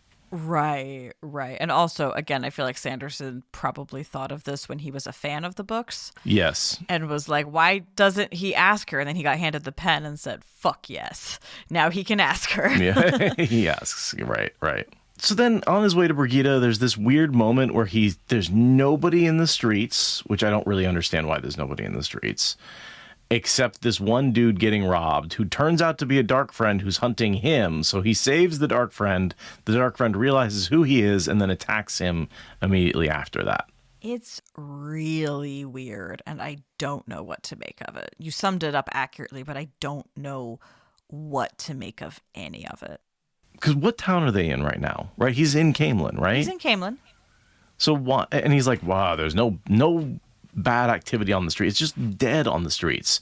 And I can't think of any reason why Camelin would be abandoned even late at night. It's a big city. I also think it's weird that he's so unnerved by the idea that there isn't crime happening. It's like downright inhospitable not to get mugged on the streets of New York. Like, what? Like, it's a strange interaction. It's weird. I get that there's no one out on the street because it is 2 a.m. and kind of raining. It's a great time for no one to be out. I don't get why he finds that disturbing. And then the part where he feels the need to like go Batman on a robbery. Like, why are you doing like casual vigilantism on your way to meet up with a friend? And then why is that vigilantism directed at people who actually want to attack you? Like, was it all a setup?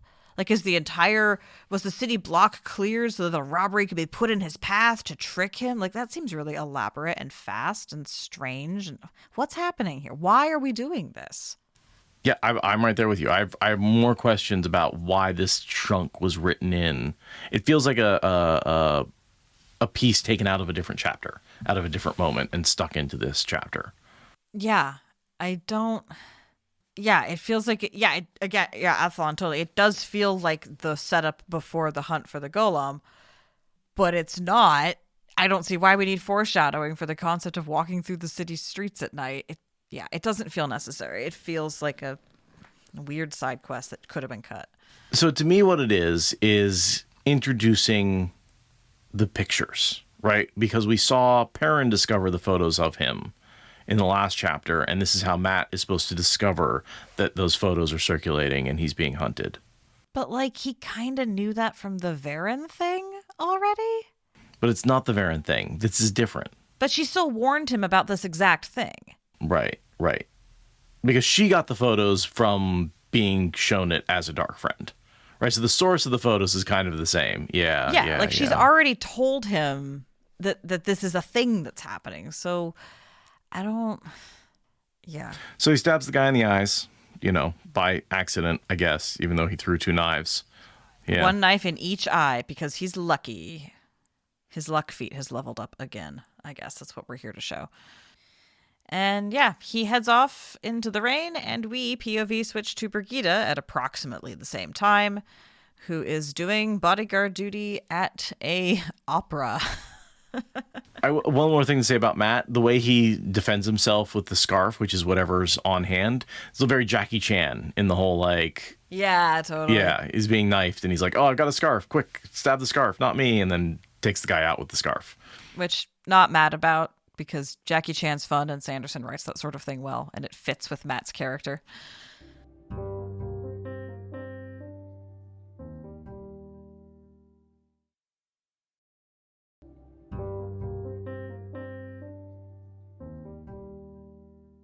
Now we're going to swing over to Birgitte at approximately the same time doing bodyguard duty at literally an opera. Literally, they're at the opera. They're doing the opera thing. Sanderson did not like to just write single gleemen and court bards playing the flute. He wanted to write a full opera scene.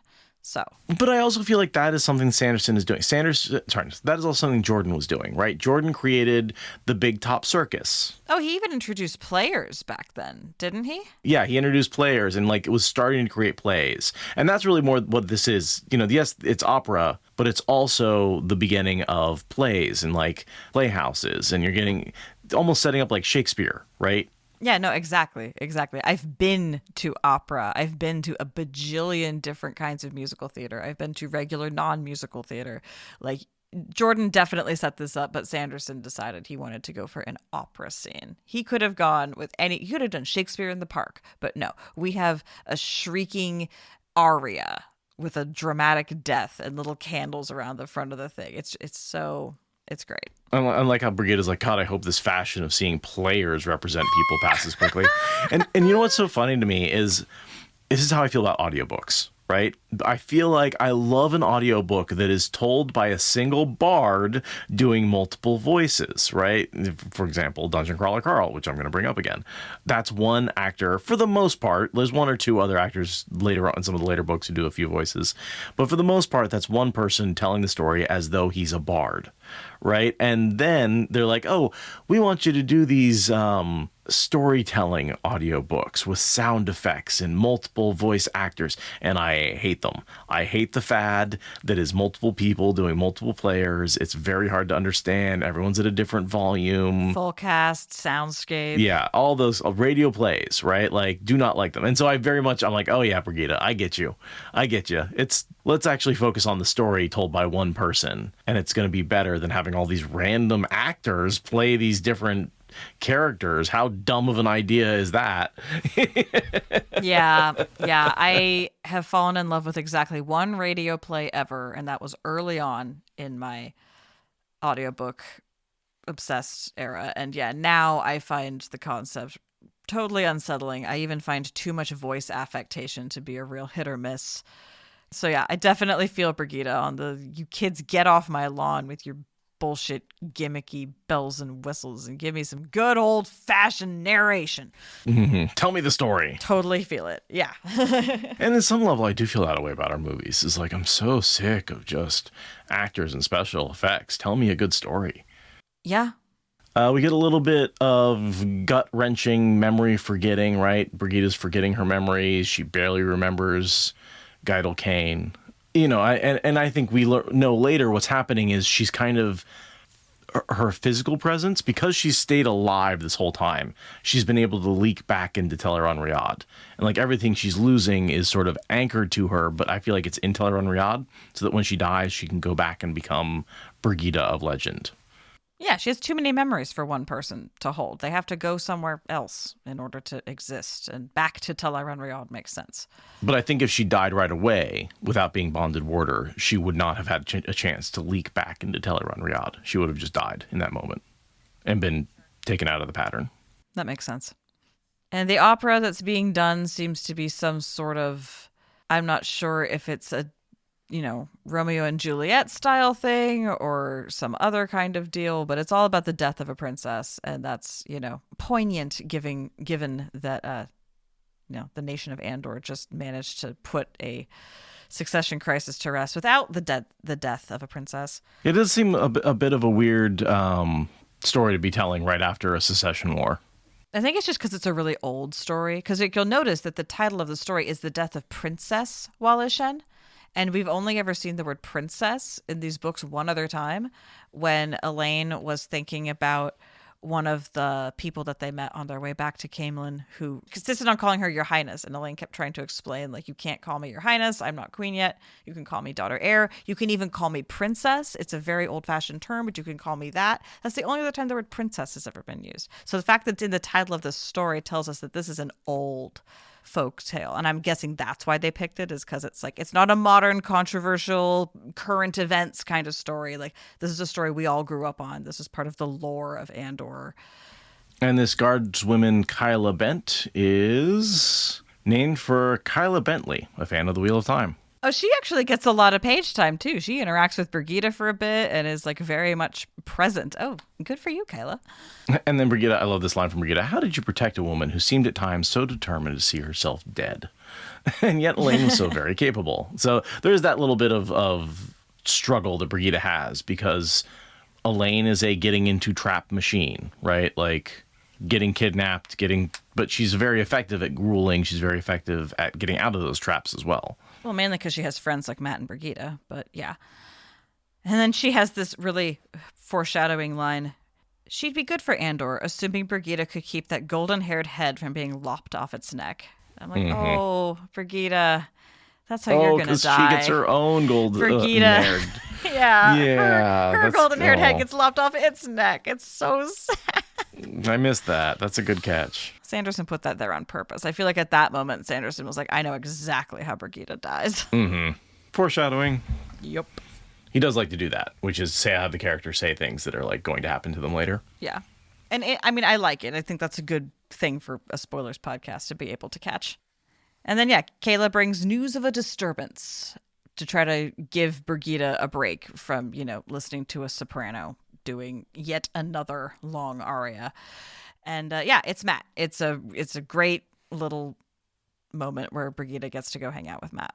And this moment of Matt dicing with the soldiers while he waits for her and knowing like this to me is this is distilled Sanderson writing, right? This is core, like this is something he loves to do with his humorous characters, is have them hang out with the common soldiers as a method to get somebody's attention. Fuji, I like that. My body is a machine that turns traps into sprung traps. Yeah, I thought this, even without knowing Sanderson's style, when I read this the first time, it's one of those moments where I was like, oh, I can tell I'm not in Kansas anymore. Like, I can just tell that this is peak Sanderson, even though I've never read the man's work before, aside from the prior book in this trilogy. Like, oh, we are in deep, deep Sanderson attitude and territory. And it feels like Matt. It does seem like the kind of thing Matt would do, but it's... Yeah, it's well written and all that kind of stuff, yeah. It's one of those moments where even as a very first time reader, I was like, oh, this is Sanderson. Pure Sanderson. Mm-hmm.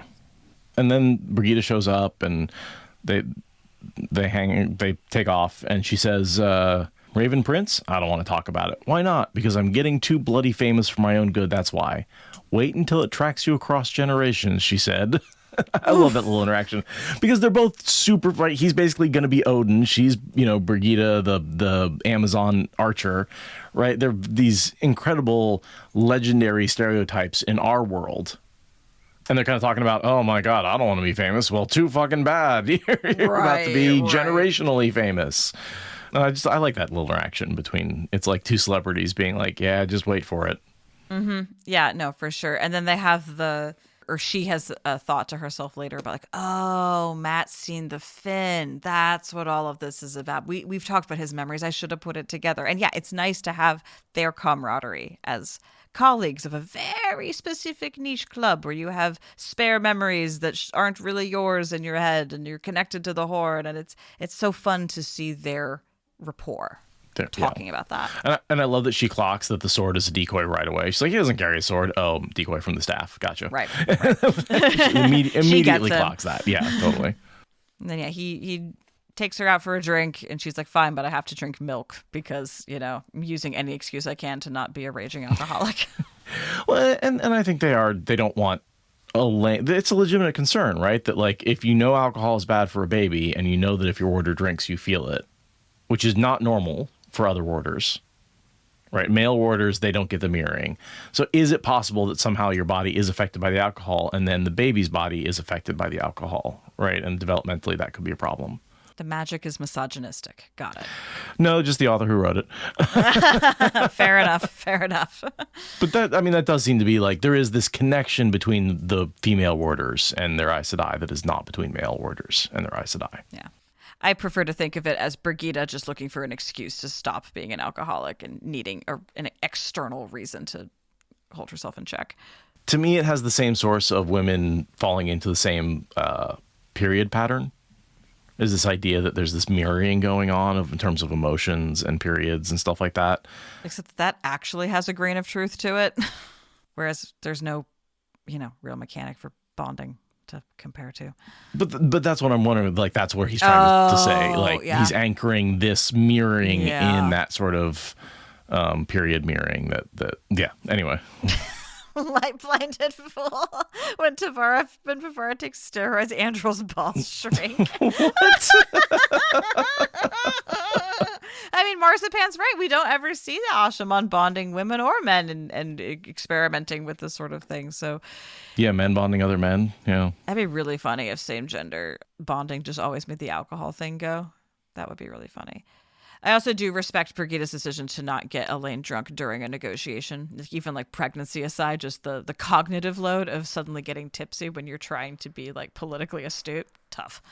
Well, and I think the drinking thing is more of a symptom of the feedback, right? Because they have this emotional feedback where one can get angry, can make the other one angry, which can make the other one angry. And like there is this resonance between them that is blocked or at least dampened between Aes Sedai and her male warders.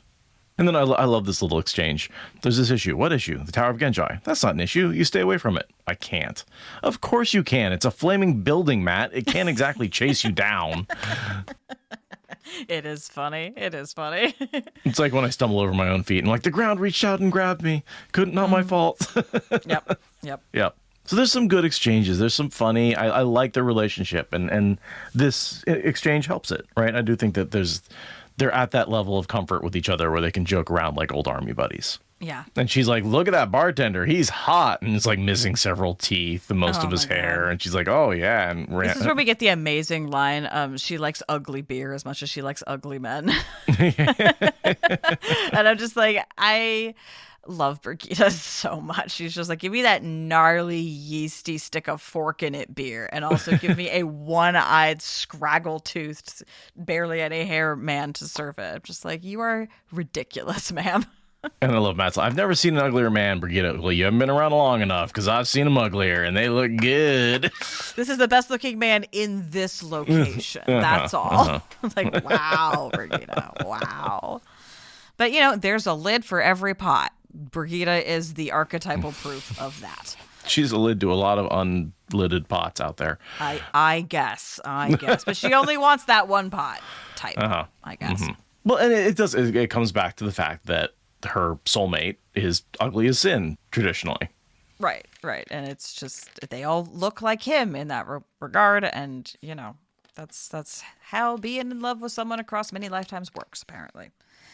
She notices that Matt looks at a girl's backside but doesn't actually slap it like he normally would. So this line, uncharacteristically, he didn't slap her ass.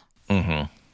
This line helped a lot of us who've been calling out what Allie has called Matt-sogyny. We felt very gratified by this line because Birgitte, a whole ass woman, is saying it is uncharacteristic for Matt to not unconsensually touch someone who is working.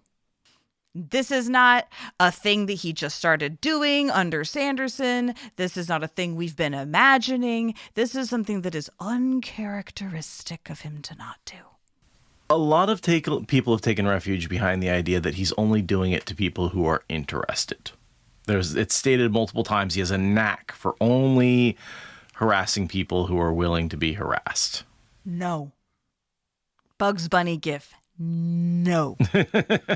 Absolutely not. That is some bullshit. Yeah, I'm a man and I can tell when a working woman doesn't mind the fact that I just sexually assaulted her in front of her boss. Totally legit. Yeah, I find the idea that he only goes after women who want to be accosted to just be the most, like, somewhere between cowardly and straight up incel energy. Like, no. Have some more respect for your adult autonomy and agency.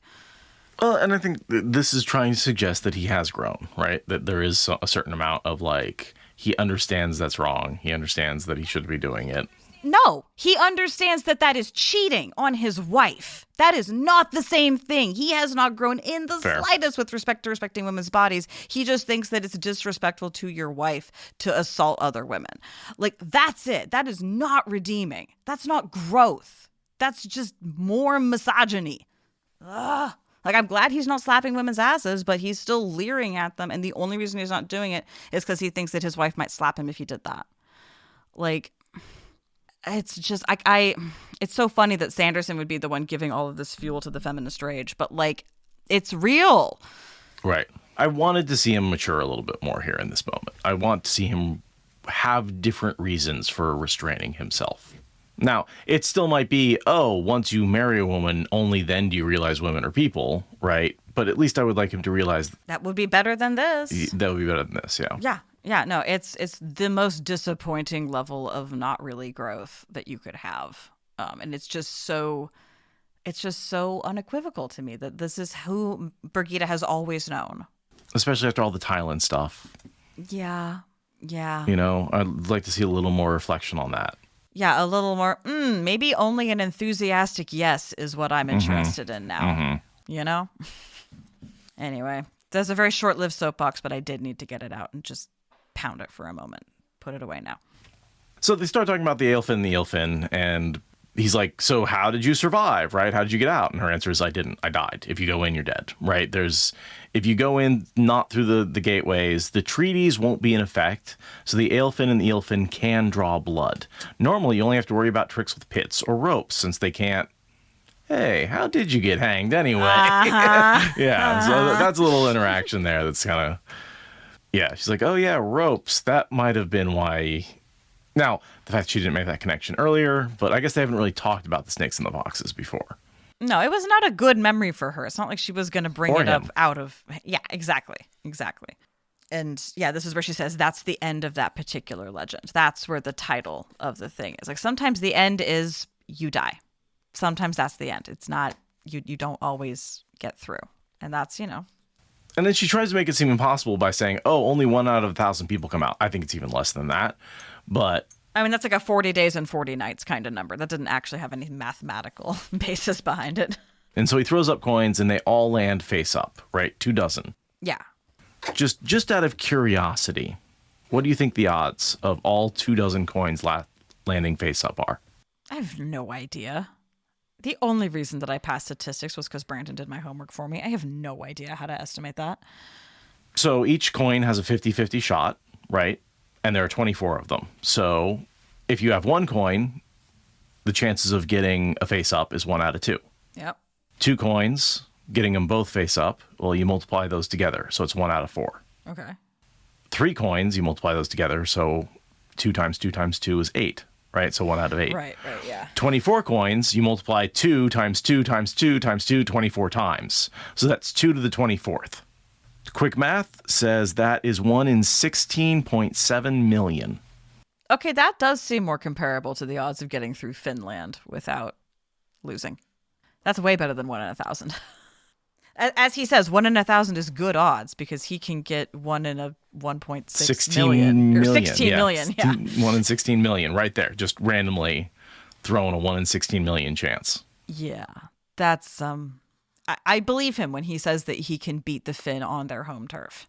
As long as he's got, odds on his side. As long as he can figure out how to bring random chance into the mix. That's the only way to cheat effectively. And he almost screws himself up by using dice, because dice only have 6 options, and he needs an infinite number of options, random options. And that's where the spinning with his eyes closed works better for him. But it also helps when you're in an arms race of trickery to change tactics every now and then, so the dice do buy him necessary time. There's this line here. There was that one time when she'd been forced to grow old together peacefully, the most boring life she'd ever known, though at the time, ignorant of her grander part in the pattern, she'd been happy with it. Oh my God, that whole little insight into Birgitte and Guido. Like, no, we need to burn out and die young in tragic, epic flames, rock star, heroic. Oh God, the idea of retiring comfortably for 50 years to just be happy. Ew. I'm like, right. You're weird. But like, I like you, but you're weird. Like, your taste in men is nothing as weird as your taste in life, But I think that it's important to be like, but she was happy with it. And it, like, without knowing the grander purpose, the bigger life, like, they were very happy together. But like, only 1 life in 1,000 have they ever been allowed to just like live into old age? Like, what did you do to piss off the wheel, man? Like, jeez. Well, I mean, according to her, that's what she wants, right? Like, that's not something that she's like, oh, I wouldn't want to do that again. That was a waste. There is a world in which she is the front man in a really hardcore like rock band. Just like, she is 27 Club all the way. Totally. Oh, yeah, like Flicker, Flicker, Flicker, where there's, like, no peaceful lives, pretty much. Yeah, she even has a paragraph that kind of reminded me of that early on in this. She had been a guard, a noble thief, a lady, a peasant, a killer, and a savior. It was like, you trying to get the Flicker, Flicker rhythm going on there, Sanderson? And there is a little bit to be said, right? Because there's multiple situations where our characters get to see how their lives could have played out, and that information guides them in the future, even if they can't remember it all. Think of the portal stone, flicker, flicker, flicker, right? That's one of them. The wise one's apprentice going through the 3 rings. Yeah. That's one of them. Matt living a bunch of lives, which isn't exactly the same thing. Birgitte here having memories from all these different lives. But the way they're kind of fading from her memory because one person can't hold all those memories, even though it's slower, it's in the same way that the people who go through flicker, flicker, flicker, or the people who go through the apprentice rings lose those memories over time. Yeah. Yeah, that's true. And they only have memories from their own lives and then sort of vague intuitions based around the memories and the experiences they had. Yeah. We also learned the reason that she was in the tower in that story was because Geidel had a head injury after some battle, and they were in there for months trying to get to the point of getting him healed of a traumatic brain injury. And I just thought that little detail was extra grueling. It's not heroic to try to take someone with like balance and memory issues through a maze for months. That's not the heroic Dungeons and Dragons battle. That's grueling and grinding and hard and miserable and doesn't make a good story, actually. I don't think. That's not a good legend. That's dismal. No wonder the story's not still being told around these parts, you know? Well, it's the kind of typical we wandered for 40 days and 40 nights, right? Like there's a bit of you could do a biblical type theme to it. Although 2 months is going to be even longer than that, right? And then even longer. So assuming they lasted like another month after their supplies ran out, right? Before they starved to death, assuming they could get water. I guess the Finn would probably have wanted to give them enough water and food to really drag the game out for as long as possible for the ratings, you know. Do it for the gram. Yes. So she gives them some advice, right? Fire you can cheat, but fire and music will grow less effective as they get used to them. We get some sort of, again, he lays out like they need emotion. That's why they built a portal into the world. That's why they work with us. They feed off our emotion and they don't really generate their own. Right. And also that the tower is the nexus between the snakes and the foxes. And sometimes they're working together, sometimes they're not. But if you go through the tower, you'll access both of them, whereas each door only goes to one world. Well, and to me, that goes back to the snakes and the foxes are a spider web. And I can remember which is which, but one of them live on the radial strands and the other one lives on the circular strands, right? And so where do those intersect? Well, at the center, there's a spot where all the radial lines come together and the circles come together. And you can actually, when you go through the Tower of Genji, you have access to both of those worlds because you're at their intersection. Whereas if you go through the stone doorway, you're only in one doorway. One leads to the Aelfin, the other one leads to the Aelfin. And we see that geometry when Matt goes through the tower, right? Like we see how he's able to look out the window and kind of see the other world, and then they interact. It's cool. I like getting interdimensional lore dumps from our multi-generational heroes. It's fun. But that's all I've got for the rest of the chapter. Just have last little tiny bit of readout that, cliffhangers us over into the next chapter, which we'll be getting to next week. She raised her mug to drink the last of her milk. The mug never got there. She froze when she felt a jolt of emotion from Elaine. Anger, fury, pain. Birgitte slammed the mug down on the table, then threw coins down and stood up, cursing. "What?" Matt said, on his feet in an eye blink. "Elaine, in trouble, again? She's hurt." "Bloody ashes," Matt snapped, grabbing his coat and staff as they ran for the exit. And we will pick up with Elaine's bad decisions next week. Damn it, Turkans. Stop making bad decisions. Never. Never, ever. That's what they do. All right, thanks so much. Talk to you guys next week. Let's go record the other podcast. Bye!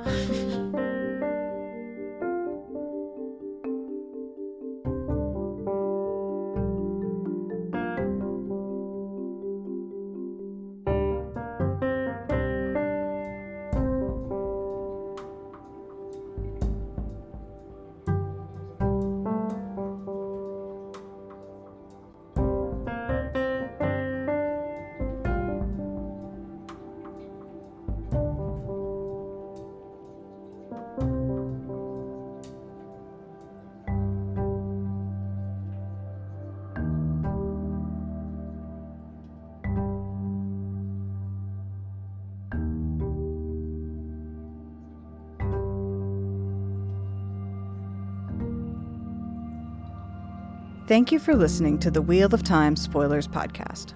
Please rate and review us on your podcast app, and consider supporting us on Patreon for ad-free episodes. What Spoilers is a production of Fox and Raven Media. For more podcasts from Fox and Raven Media, visit our website at foxandravenmedia.com.